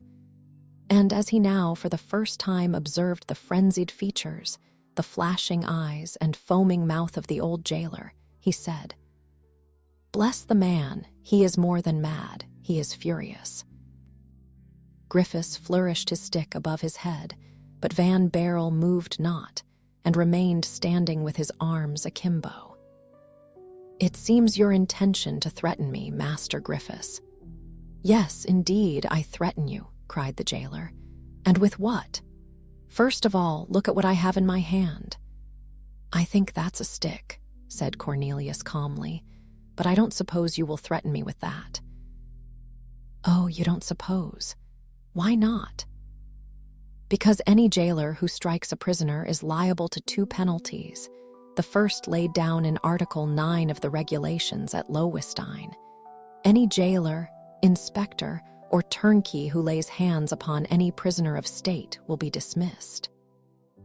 "Yes, who lays hands," said Griffiths, mad with rage. "But there is not a word about a stick in the regulation." "And the second," continued Cornelius, "which is not written in the regulation, but which is to be found elsewhere. Whosoever takes up the stick will be thrashed by the stick." Griffiths, growing more and more exasperated by the calm and sententious tone of Cornelius, brandished his cudgel. But at the moment when he raised it, Cornelius rushed at him, snatched it from his hands, and put it under his own arm. Griffiths fairly bellowed with rage. "Hush, hush, my good man," said Cornelius. "Don't do anything to lose your place." "Ah, you sorcerer, I'll pinch you worse," roared Griffiths. "I wish you may. Don't you see my hand is empty?" "Yes, I see it, and I am glad of it. You know that it is not generally so when I come upstairs in the morning." "It's true, you generally bring me the worst soup and the most miserable rations one can imagine. But that's not a punishment to me. I eat only bread, and the worse the bread is to your taste, the better it is to mine." "How so?" "Oh, it's a very simple thing." "Well, tell it me," said Griffiths. "Very willingly. I know that in giving me bad bread you think you do me harm." "Certainly, I don't give it you to please you, you brigand." "Well then, I, who am a sorcerer, as you know, change your bad into excellent bread, which I relish more than the best cake. And then I have the double pleasure of eating something that gratifies my palate, and of doing something that puts you in a rage." Griffiths answered with a growl. "Oh, you confess, then, that you are a sorcerer." "Indeed, I am one. I don't say it before all the world because they might burn me for it, but as we are alone, I don't mind telling you." "Well, well, well," answered Griffiths. "But if a sorcerer can change black bread into white, won't he die of hunger if he has no bread at all?" "What's that?" said Cornelius. "Consequently, I shall not bring you any bread at all, and we shall see how it will be after 8 days." Cornelius grew pale. "And," continued Griffiths, "we'll begin this very day. As you are such a clever sorcerer, why, you had better change the furniture of your room into bread. As to myself, I shall pocket the 18 sous which are paid to me for your board." "But that's murder," cried Cornelius, carried away by the first impulse of the very natural terror with which this horrible mode of death inspired him. "Well," Griffiths went on in his jeering way, "as you are a sorcerer, you will live, notwithstanding." Cornelius put on a smiling face again and said, "Have you not seen me make the pigeons come here from Dort?" "Well," said Griffiths, "well, a pigeon is a very dainty morsel, and a man who eats one every day would not starve, I think." "And how about the fire?" said Griffiths. "Fire! But you know that I'm in league with the devil. Do you think the devil will leave me without fire?" "Why, fire is his proper element. A man, however healthy his appetite may be, would not eat a pigeon every day. Wagers have been laid to do so, and those who made them gave them up." "Well, but when I am tired of pigeons, I shall make the fish of the wall and of the mews come up to me." Griffiths opened his large eyes, quite bewildered. "I am rather fond of fish," continued Cornelius. "You never let me have any." "Well, I shall turn your starving me to advantage and regale myself with fish." Griffiths nearly fainted with anger and with fright, but he soon rallied and said, putting his hand in his pocket, "Well, as you force me to it." And with these words he drew forth a clasp knife and opened it. "Halloa, a knife!" said Cornelius, preparing to defend himself with his stick. Chapter 29. The two remained silent for some minutes, Griffiths on the offensive and Van Baerle on the defensive. Then, as the situation might be prolonged to an indefinite length, Cornelius, anxious to know something more of the causes which had so fiercely exasperated his jailer, spoke first by putting the question, "Well, what do you want after all?" "I'll tell you what I want," answered Griffiths. "I want you to restore to me my daughter Rosa." "Your daughter?" cried Van Baerle. "Yes, my daughter Rosa, whom you have taken from me by your devilish magic. Now will you tell me where she is?" And the attitude of Griffiths became more and more threatening.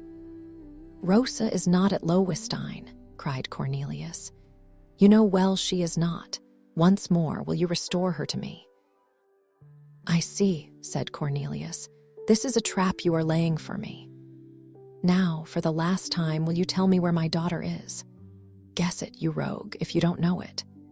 Only wait," growled Griffiths, white with rage and with quivering lips as his brain began to turn.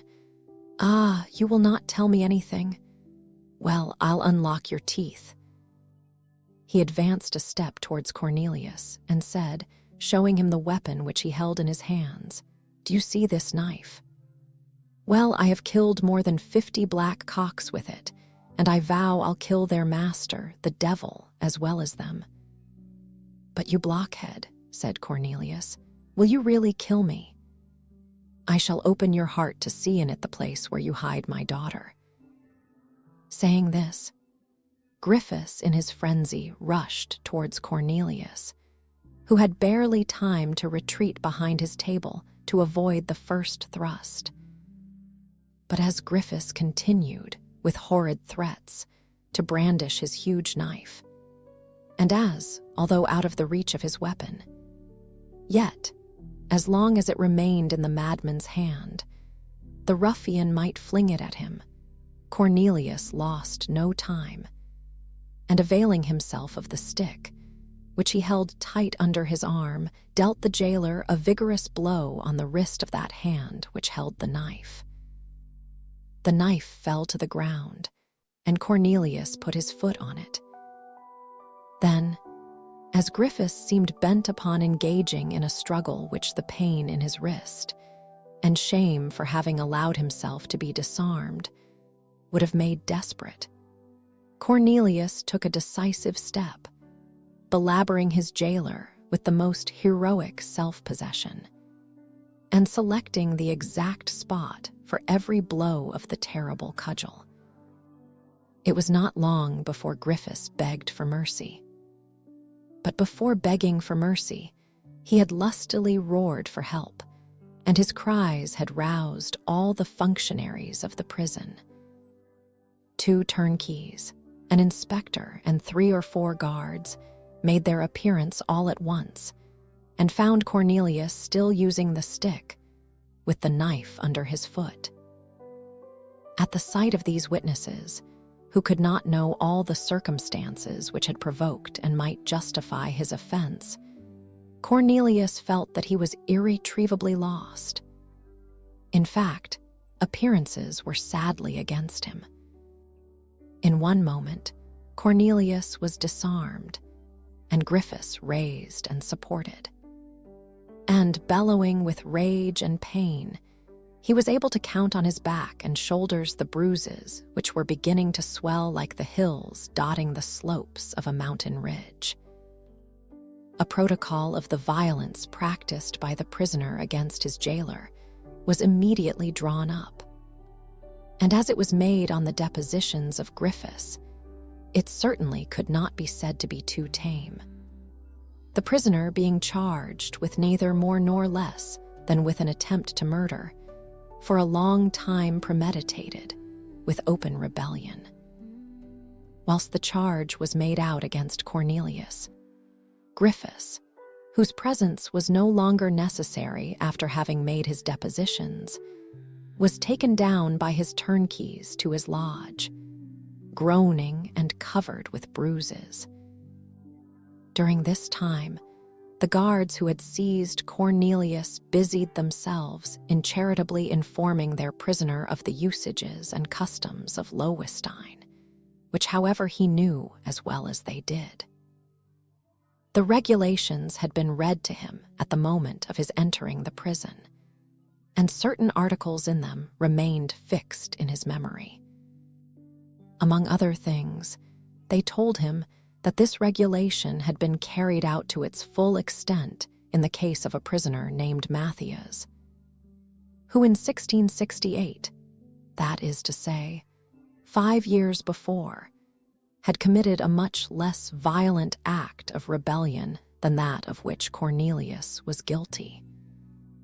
He had found his soup too hot and thrown it at the head of the chief turnkey, who in consequence of this ablution had been put to the inconvenience of having his skin come off as he wiped his face.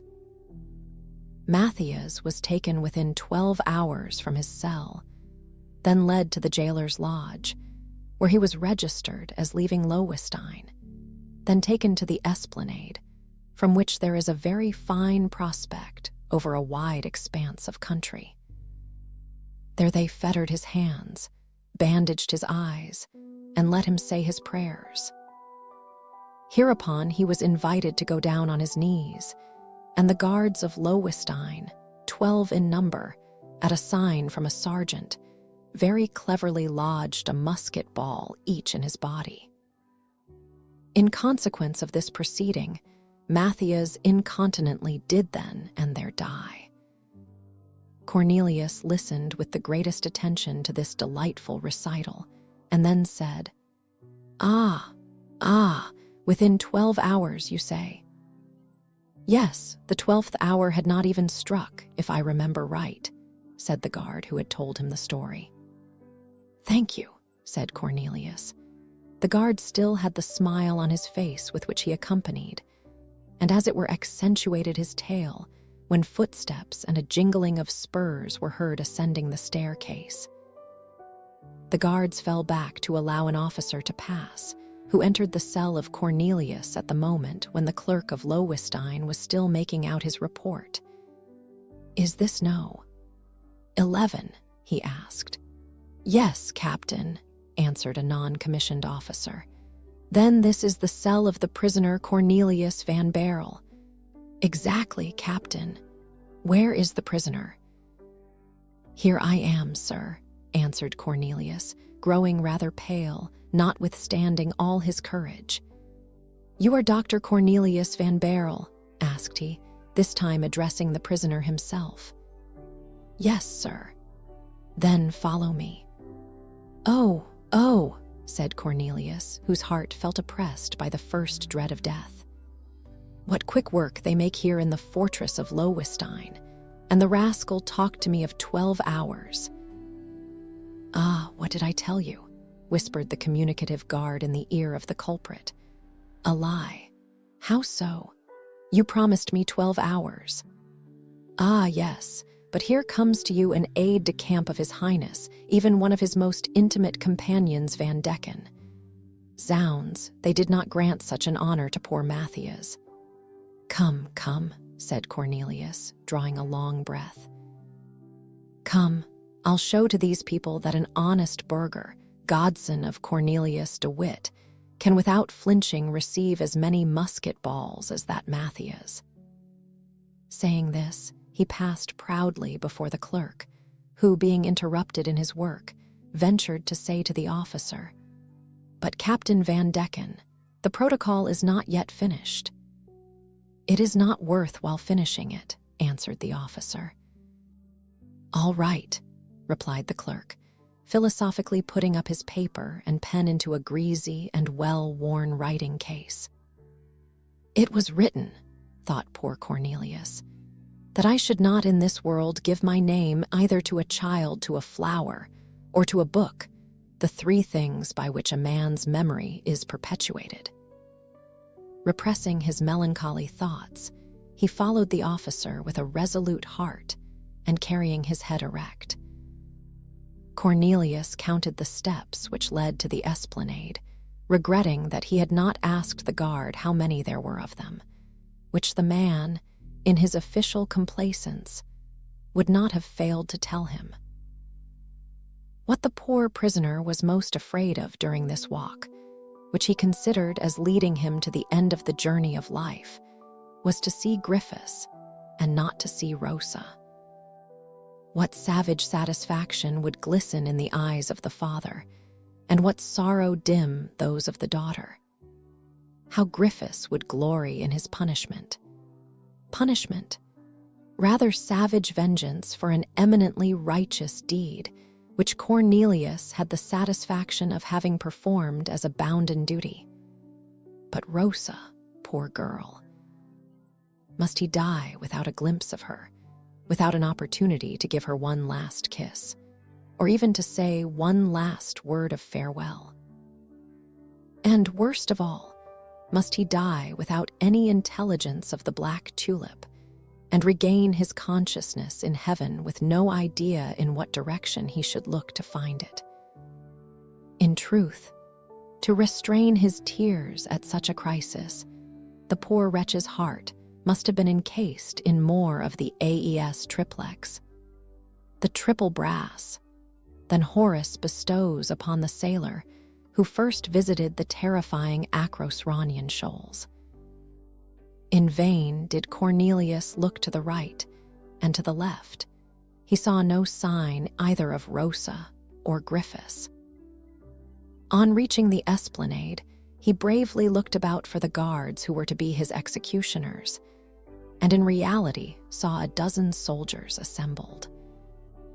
But they were not standing in line or carrying muskets, but talking together so gaily that Cornelius felt almost shocked.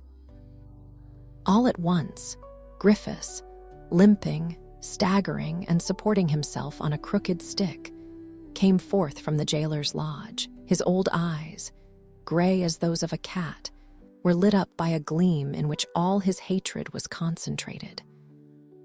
He then began to pour forth such a torrent of disgusting imprecations against Cornelius that the latter, addressing the officer, said, "I do not think it very becoming, sir, that I should be thus insulted by this man, especially at a moment like this."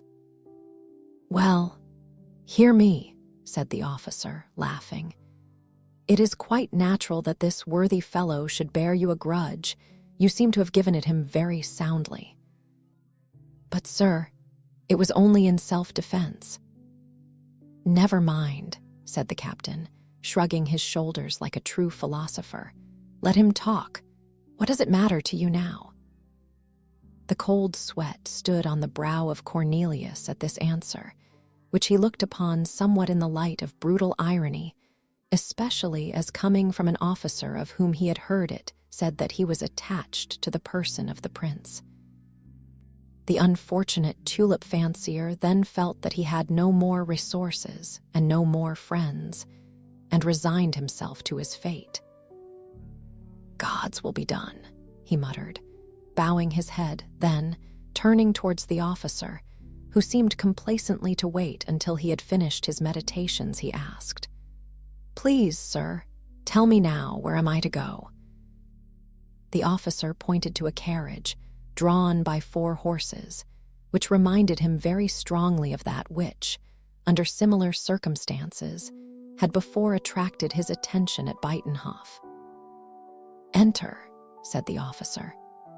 "Ah," muttered Cornelius to himself, "it seems they are not going to treat me to the honors of the esplanade." He uttered these words loud enough for the chatty guard, who was at his heels, to overhear him. That kind soul very likely thought it his duty to give Cornelius some new information. For, approaching the door of the carriage, whilst the officer, with one foot on the step, was still giving some orders, he whispered to Van Barrel, "Condemned prisoners have sometimes been taken to their own town to be made an example of, and have then been executed before the door of their own house. It's all according to circumstances."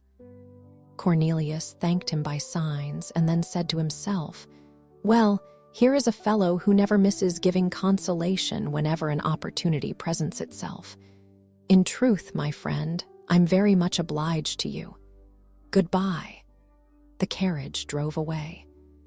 "Ah, you villain, you brigand," roared Griffiths, clenching his fists at the victim who was escaping from his clutches.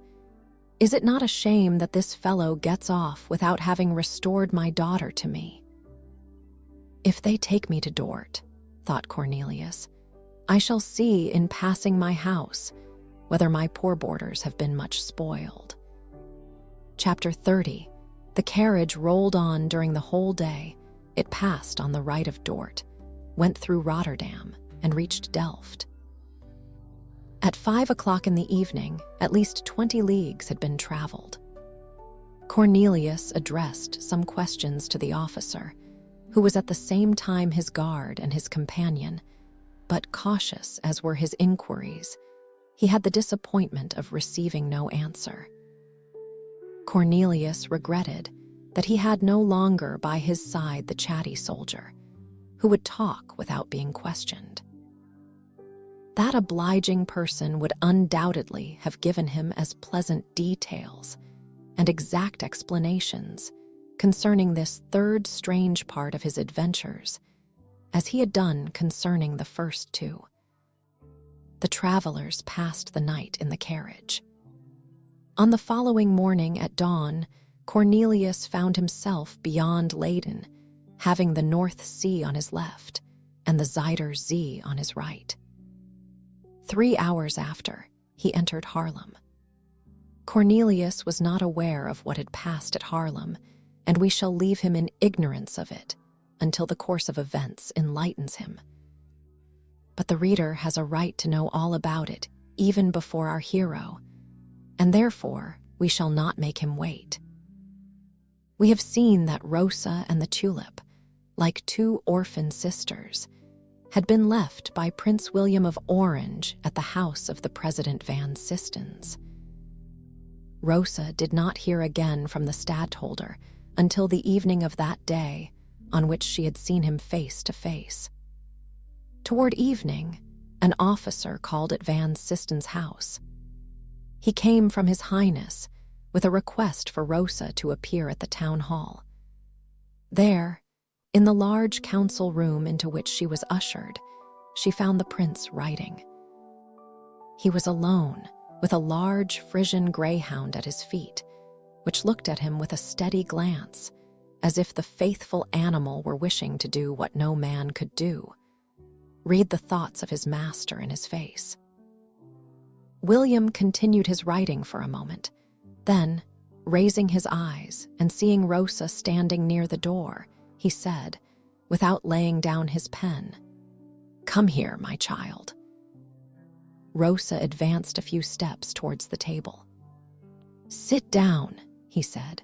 Rosa obeyed, for the prince was fixing his eyes upon her, but he had scarcely turned them again to his paper when she bashfully retired to the door.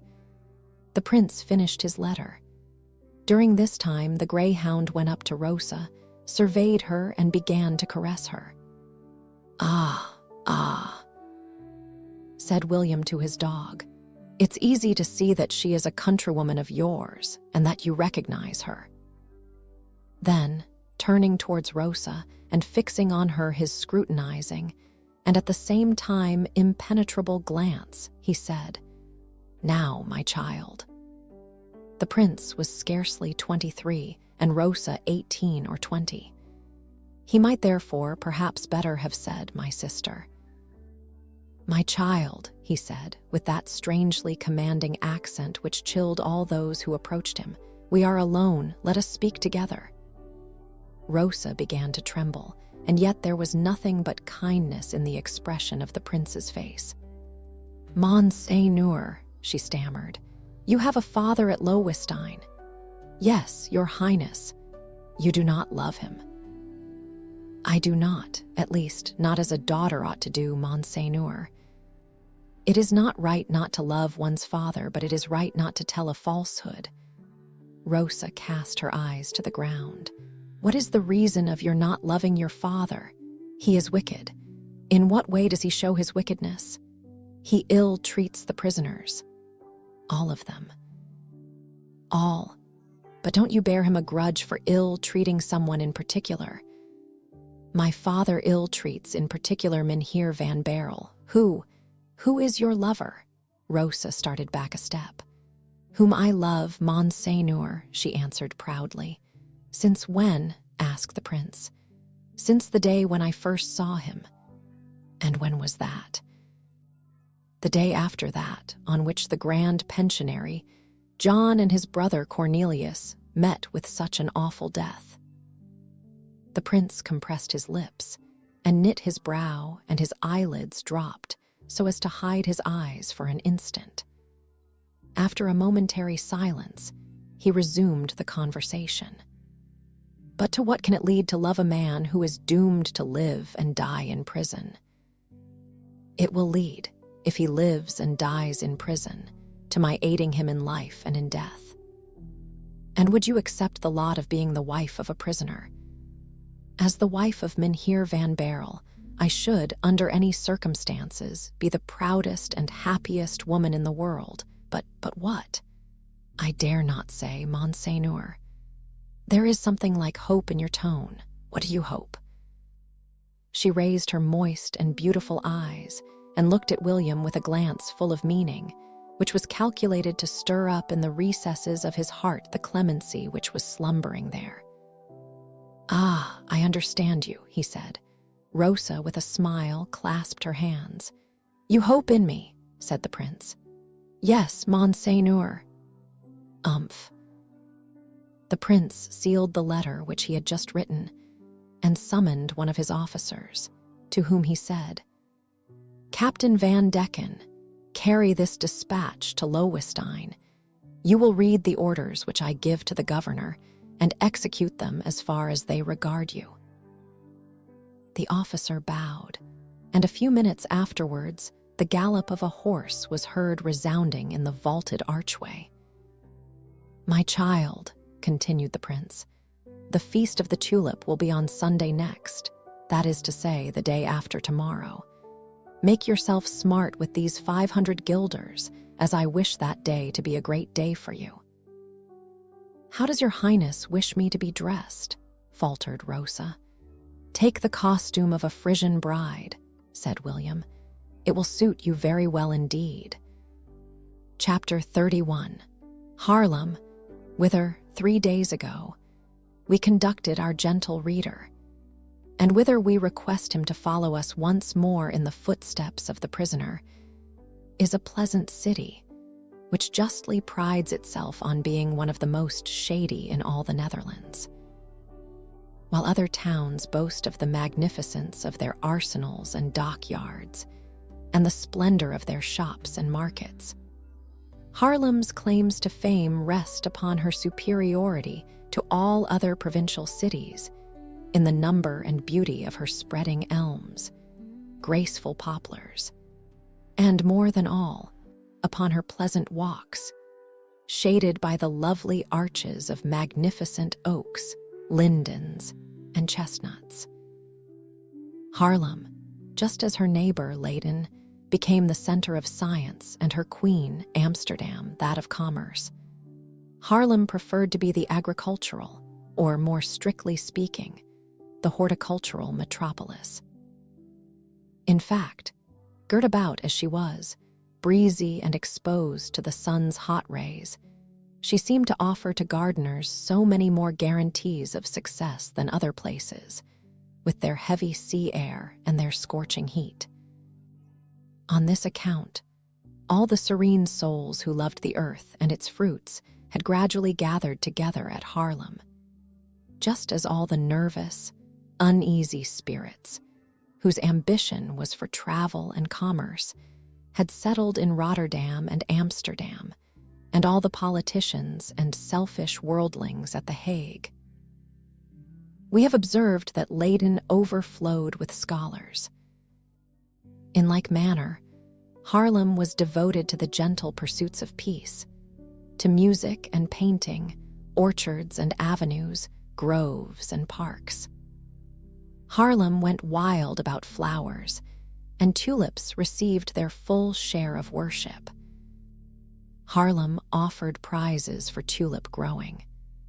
And this fact brings us in the most natural manner to that celebration which the city intended to hold on May 15th, 1673, in honor of the great Black Tulip, immaculate and perfect, which should gain for its discoverer 100,000 guilders. Haarlem, having placed on exhibition its favorite, having advertised its love of flowers in general and of tulips in particular, at a period when the souls of men were filled with war and sedition, Haarlem, having enjoyed the exquisite pleasure of admiring the very purest ideal of tulips in full bloom, Haarlem, this tiny town, full of trees and of sunshine, of light and shade, had determined that the ceremony of bestowing the prize should be a fete which should live forever in the memory of men. So much the more reason was there, too, in her determination. In that Holland is the home of fates. Never did sluggish natures manifest more eager energy of the singing and dancing sort than those of the good republicans of the 7 provinces, when amusement was the order of the day. Study the pictures of the 2 tenniers. It is certain that sluggish folk are of all men the most earnest in tiring themselves, not when they are at work, but at play. Thus Haarlem was thrice given over to rejoicing, for a 3-fold celebration was to take place. In the first place, the Black Tulip had been produced. Secondly, the Prince William of Orange, as a true Hollander, had promised to be present at the ceremony of its inauguration. And thirdly, it was a point of honor with the States to show to the French, at the conclusion of such a disastrous war as that of 1672, that the flooring of the Batavian Republic was solid enough for its people to dance on it, with the accompaniment of the cannon of their fleets. The Horticultural Society of Haarlem had shown itself worthy of its fame by giving 100,000 guilders for the bulb of a tulip. The town, which did not wish to be outdone, voted a like sum, which was placed in the hands of that notable body to solemnize the auspicious event. And indeed, on the Sunday fixed for this ceremony, there was such a stir among the people, and such an enthusiasm among the townsfolk that even a Frenchman who laughs at everything at all times could not have helped admiring the character of those honest Hollanders, who were equally ready to spend their money for the construction of a man of war, that is to say, for the support of national honor, as they were to reward the growth of a new flower, destined to bloom for one day, and to serve during that day to divert the ladies, the learned, and the curious. At the head of the notables and of the horticultural committee shone Mynheer van Sistens, dressed in his richest habiliments. The worthy man had done his best to imitate his favorite flower in the somber and stern elegance of his garments, and we are bound to record, to his honor, that he had perfectly succeeded in his object. Dark crimson velvet, dark purple silk, and jet black cloth, with linen of dazzling whiteness, composed the festive dress of the president, who marched at the head of his committee carrying an enormous nosegay, like that which 121 years later Monsieur de Robespierre displayed at the festival of the Supreme Being. There was, however, a little difference between the two, very different from the French tribune, whose heart was so full of hatred and ambitious vindictiveness, was the honest president, who carried in his bosom a heart as innocent as the flowers which he held in his hand.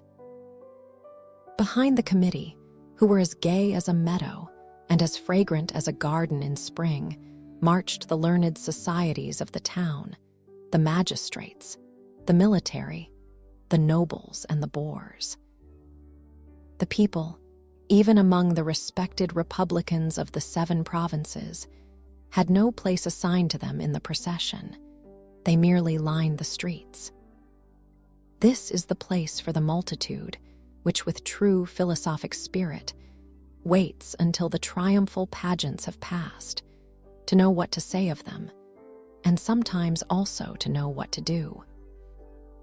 This time, however, there was no question either of the triumph of Pompey or of Caesar, neither of the defeat of Mithridates, nor of the conquest of Gaul. The procession was as placid as the passing of a flock of lambs, and as inoffensive as a flight of birds sweeping through the air. Haarlem had no other triumphers except its gardeners. Worshipping flowers, Haarlem idolized the florist. In the center of this pacific and fragrant cortege, the Black Tulip was seen, carried on a litter, which was covered with white velvet and fringed with gold. The handles of the litter were supported by 4 men, who were from time to time relieved by fresh relays, even as the bearers of Mother Cybele used to take turn and turn about at Rome in the ancient days, when she was brought from Etruria to the Eternal City, amid the blare of trumpets and the worship of a whole nation. This public exhibition of the tulip was an act of adoration rendered by an entire nation, unlettered and unrefined, to the refinement and culture of its illustrious and devout leaders, whose blood had stained the foul pavement of the Buitenhof, reserving the right at a future day to inscribe the names of its victims upon the highest stone of the Dutch Pantheon. It was arranged that the Prince Stadtholder himself should give the prize of 100,000 guilders, which interested the people at large. And it was thought that perhaps he would make a speech which interested more particularly his friends and enemies. For in the most insignificant words of men of political importance, their friends and their opponents always endeavor to detect, and hence think they can interpret, something of their true thoughts. As if your true politician's hat were not a bushel under which he always hides his light. At length, the great and long-expected day, May 15, 1673, arrived. And all Harlem, swelled by her neighbors, was gathered in the beautiful tree-lined streets, determined on this occasion not to waste its applause upon military heroes, or those who had won notable victories in the field of science, but to reserve their applause for those who had overcome nature and had forced the inexhaustible mother to be delivered of what had theretofore been regarded as impossible, a completely black tulip. Nothing, however, is more fickle than such a resolution of the people. When a crowd is once in the humor to cheer, it is just the same as when it begins to hiss. It never knows when to stop. It therefore, in the first place, cheered Van Sistens and his nosegay, then the corporation, then followed a cheer for the people. And at last, and for once with great justice, there was one for the excellent music with which the gentlemen of the town councils generously treated the assemblage at every halt. Every eye was looking eagerly for the heroine of the festival, that is to say, the Black Tulip, and for its hero in the person of the one who had grown it. In case this hero should make his appearance after the address we have seen worthy Van Sistens at work on so conscientiously, he would not fail to make as much of a sensation as the stadtholder himself. But the interest of the day's proceedings for us is centered neither in the learned discourse of our friend Van Sistens, however eloquent it might be, nor in the young dandies, resplendent in their Sunday clothes and munching their heavy cakes, nor in the poor young peasants, gnawing smoked eels as if they were sticks of vanilla sweetmeat. Neither is our interest in the lovely Dutch girls, with red cheeks and ivory bosoms, nor in the fat, round mynheers, who had never left their homes before, nor in the sallow, thin travelers from Ceylon or Java, nor in the thirsty crowds who quenched their thirst with pickled cucumbers. No, so far as we are concerned, the real interest of the situation, the fascinating, dramatic interest, is not to be found here. Our interest is in a smiling, sparkling face to be seen amid the members of the horticultural committee, in the person with a flower in his belt, combed and brushed, and all clad in scarlet, a color which makes his black hair and yellow skin stand out in violent contrast. This hero, radiant with rapturous joy, who had the distinguished honor of making the people forget the speech of Van Sistens, and even the presence of the stadtholder, was Isaac Boxtel, who saw, carried on his right before him, the Black Tulip, his pretended daughter, and on his left, in a large purse, the 100,000 guilders in glittering gold pieces, towards which he was constantly squinting, fearful of losing sight of them for one moment.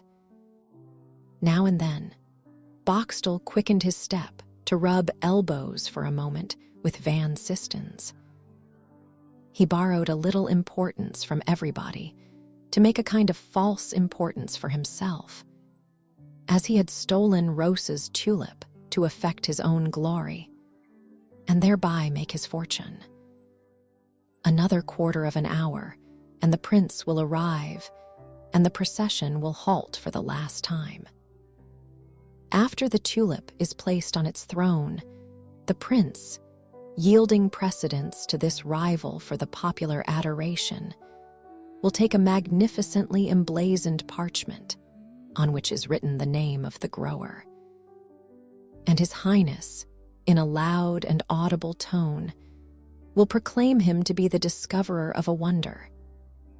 That Holland, by the instrumentality of him, Boxtel, has forced nature to produce a black flower, which shall henceforth be called Tulipa nigra boxtelia.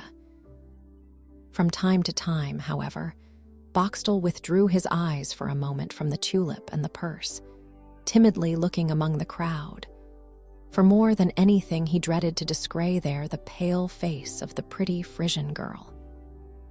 She would have been a specter spoiling the joy of the festival for him, just as Banquo's ghost did that of Macbeth. And yet, if the truth must be told, this wretch, who had stolen what was the boast of man, and the dowry of a woman, did not consider himself as a thief.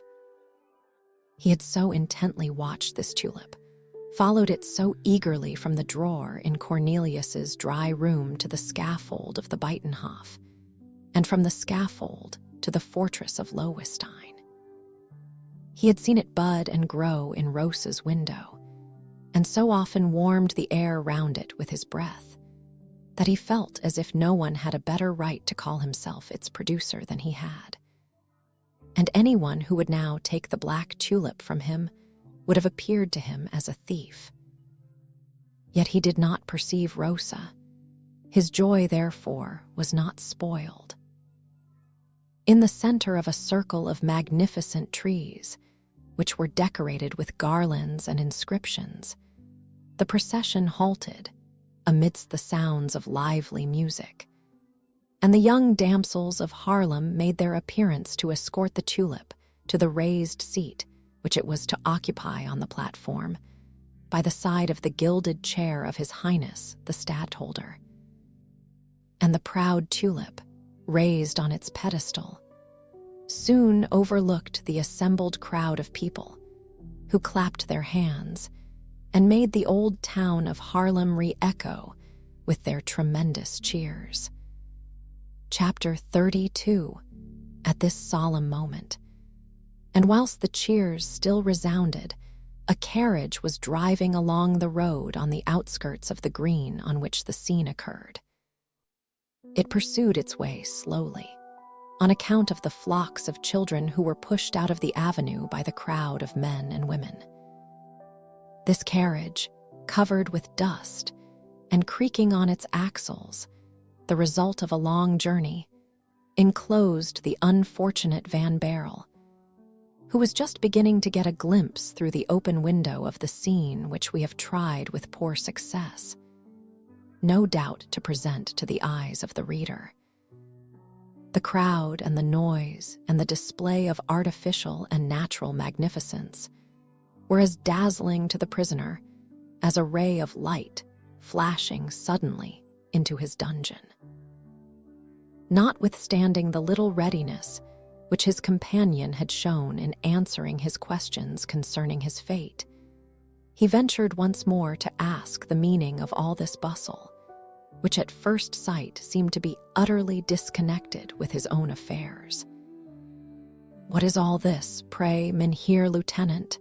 he asked of his conductor. "As you may see, sir," replied the officer, "it is a feast." "Ah, a feast," said Cornelius, in the sad tone of indifference of a man to whom no joy remains in this world. Then, after some moments' silence, during which the carriage had proceeded a few yards, he asked once more, "The feast of the patron saint of Haarlem, as I see so many flowers."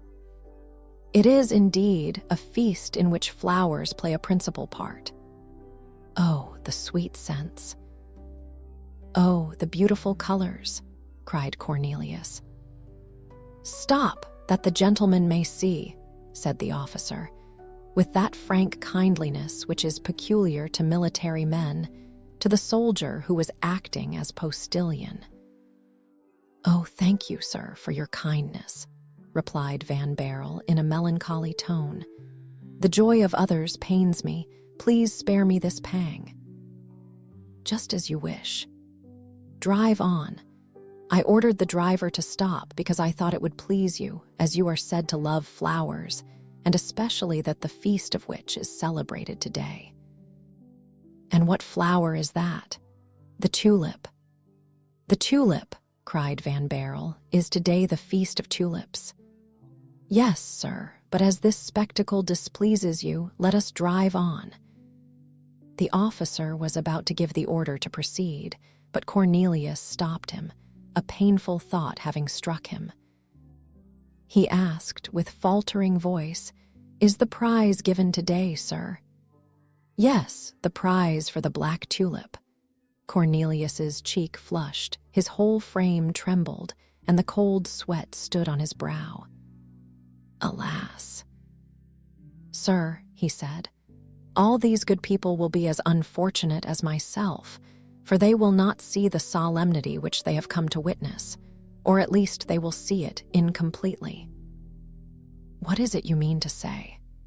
"I mean to say," replied Cornelius, throwing himself back in the carriage, "that the Black Tulip will not be found, except by one whom I know." "In this case," said the officer, "the person whom you know has found it, for the thing which the whole of Haarlem is looking at this moment is neither more nor less than the Black Tulip." "The Black Tulip," replied Van Baerle, thrusting half his body out of the carriage window. "Where is it? Where is it?" "Down there on the throne, don't you see?" "I do see it."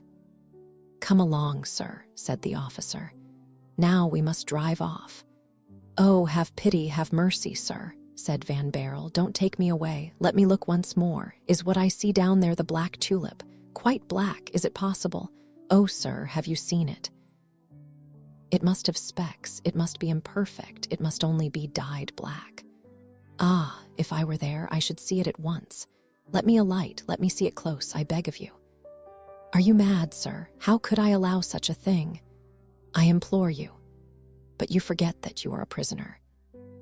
"It is true I am a prisoner, but I am a man of honor, and I promise you on my word that I will not run away, I will not attempt to escape.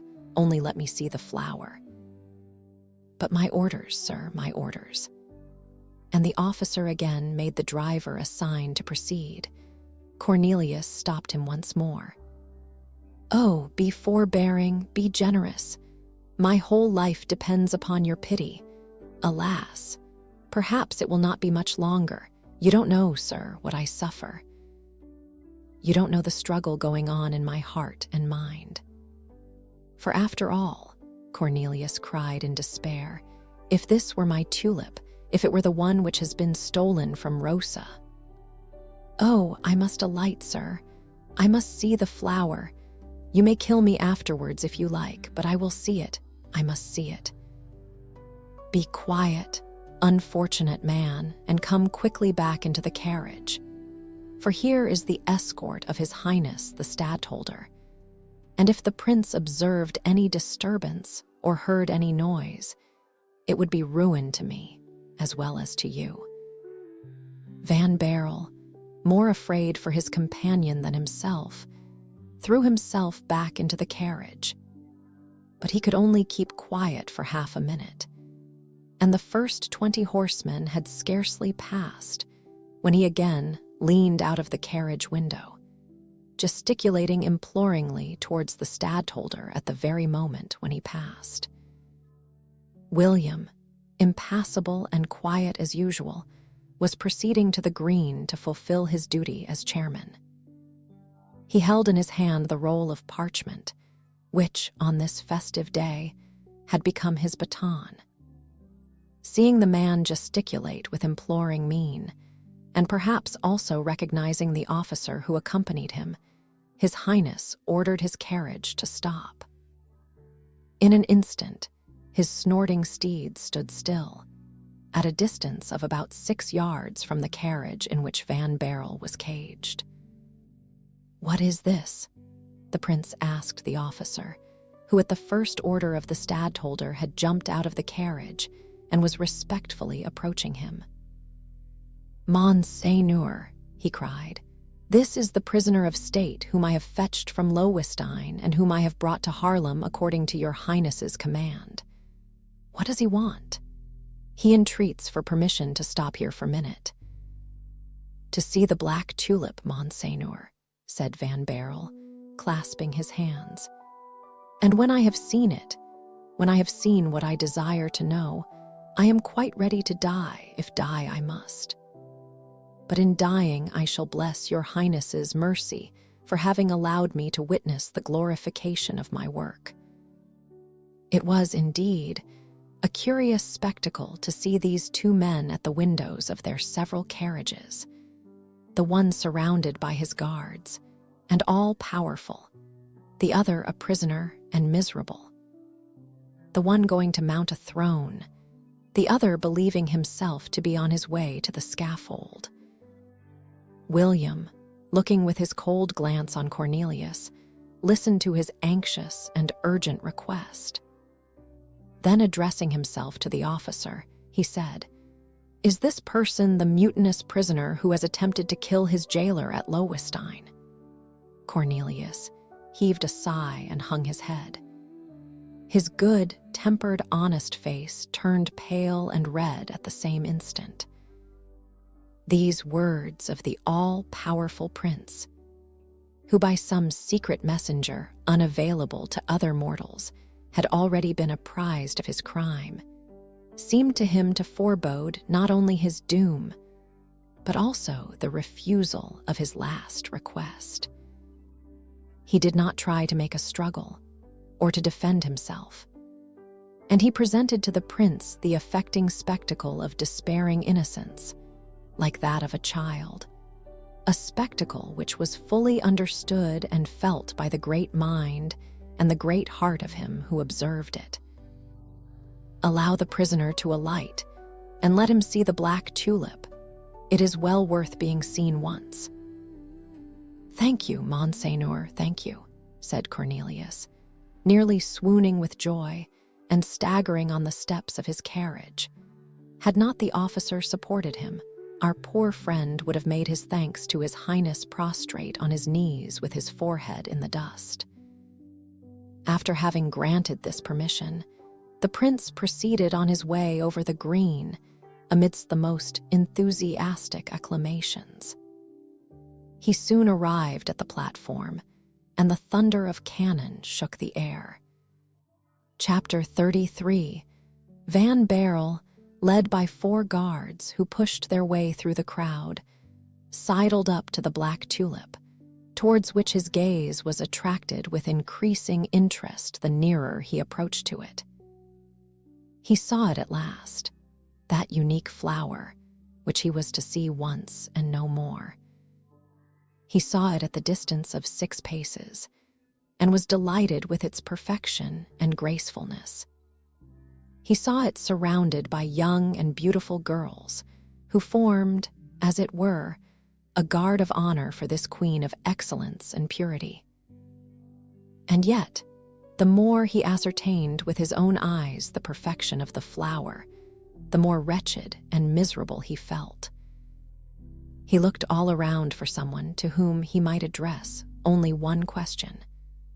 But his eyes everywhere met strange faces, and the attention of all was directed towards the chair of state, on which the stadtholder had seated himself. William rose, casting a tranquil glance over the enthusiastic crowd, and his keen eyes rested by turns on the 3 extremities of a triangle formed opposite to him by 3 persons of very different interests and feelings.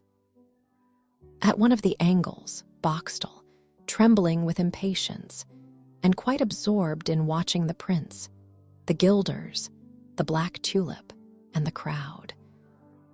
At the other, Cornelius, panting for breath, silent, and his attention, his eyes, his life, his heart, his love, quite concentrated on the Black Tulip.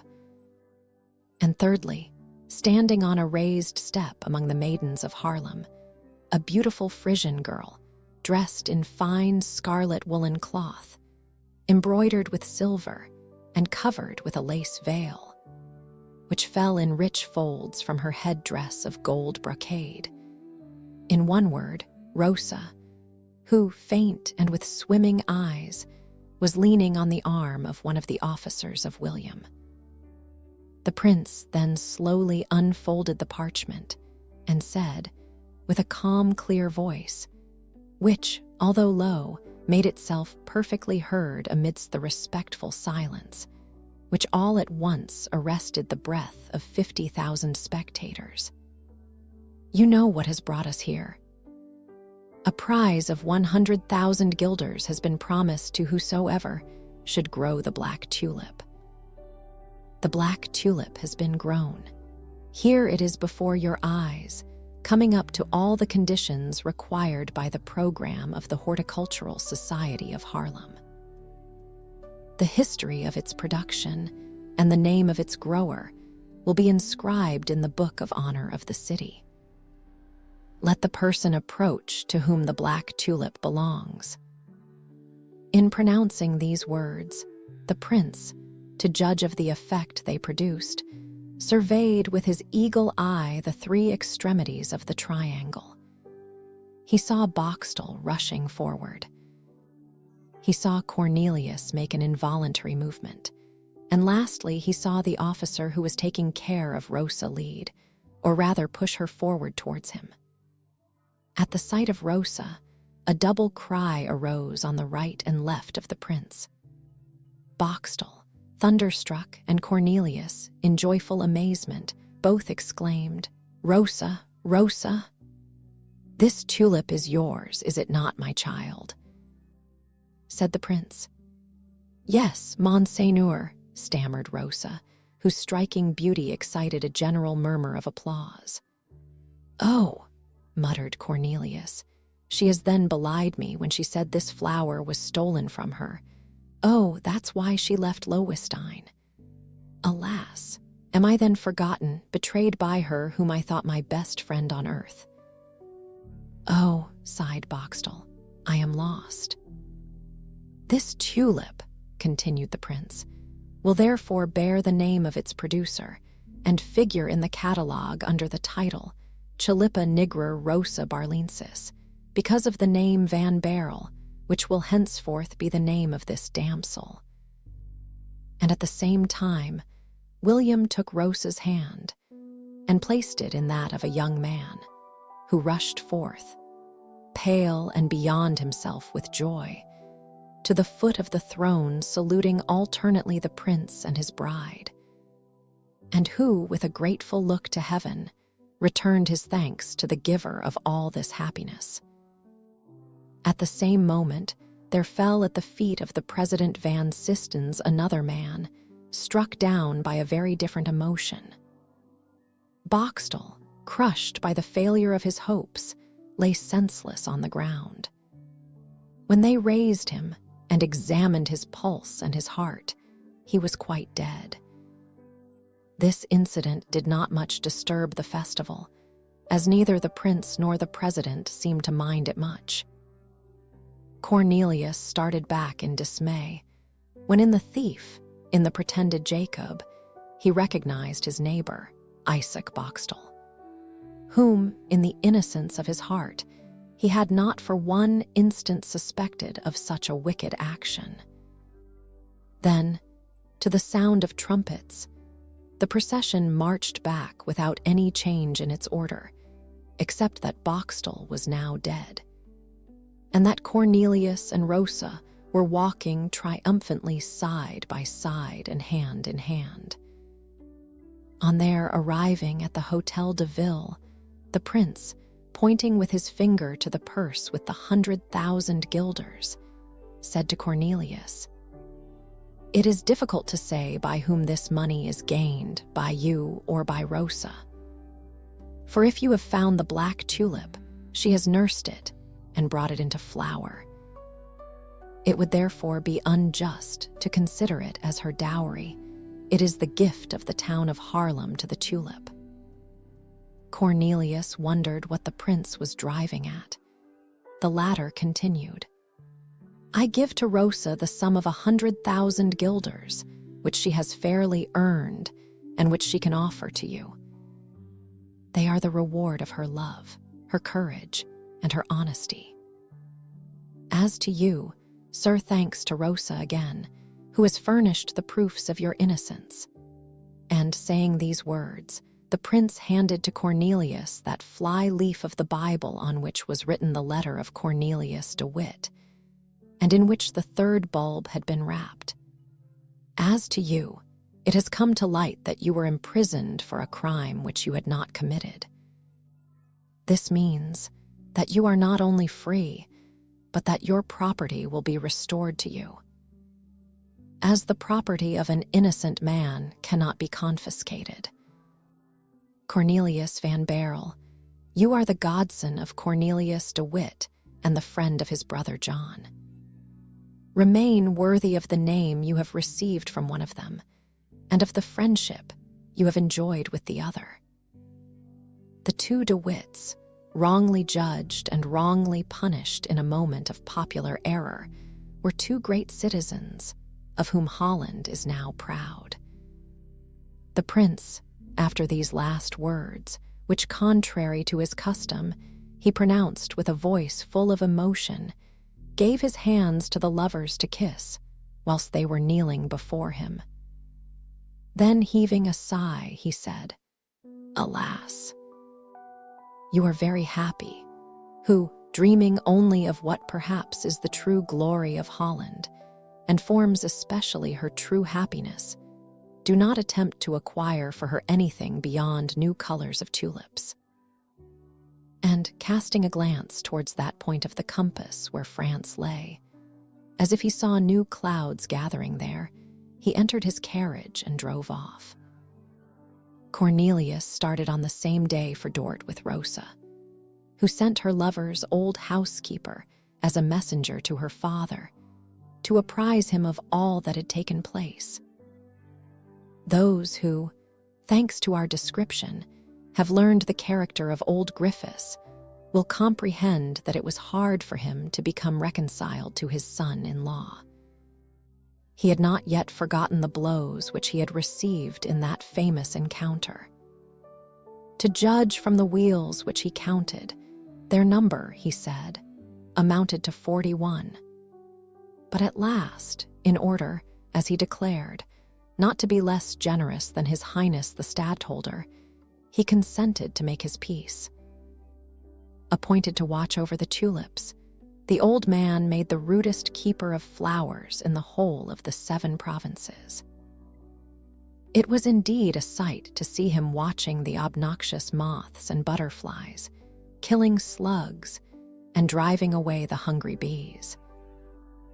As he had heard Boxtel's story, and was furious at having been the dupe of the pretended Jacob, he destroyed the sycamore behind which the envious Isaac had spied into the garden. For the plot of ground belonging to him had been bought by Cornelius and taken into his own garden. Rosa, growing not only in beauty, but in wisdom also, after 2 years of her married life, could read and write so well that she was able to undertake by herself the education of 2 beautiful children which she had borne in 1674 and 1675, both in May, the month of flowers.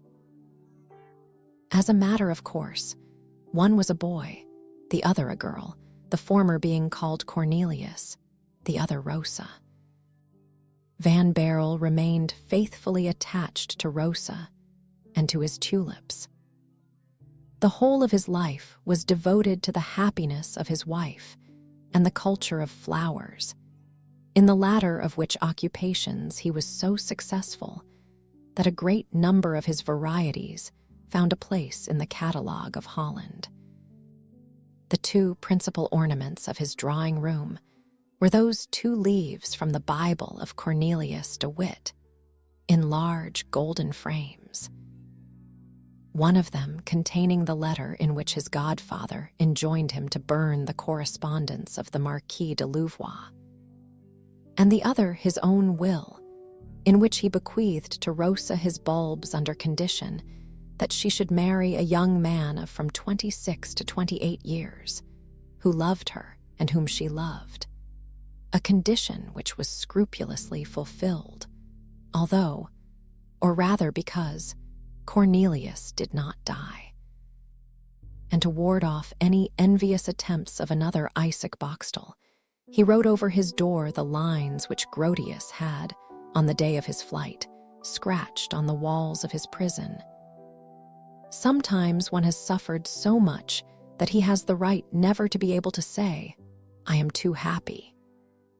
The end. And so, our story comes to its close. The rivalry, the shadows, the jealousies, all of them fading now into the distance, like echoes carried away by the night. What remains is gentler, quieter, a dream made real, a flower unlike any other. The black tulip blooming at last. It has stood as more than petals, more than stem and root. It was hope. It was love. It was the proof that beauty can rise even in the midst of struggle. And now, with its final bloom, the tale gently rests, just as you may rest now too. If this story has brought you calm or carried you softly towards sleep, you are always welcome to return. There are many more journeys waiting, more tales whispered in the hush of night, ready to ease your mind and guide you gently into dreams. So when the day feels heavy again, or the night feels long, come back and let another story carry you just as this one has. Thank you for listening, and may your dreams tonight be gentle, quiet, and filled with peace. Good night.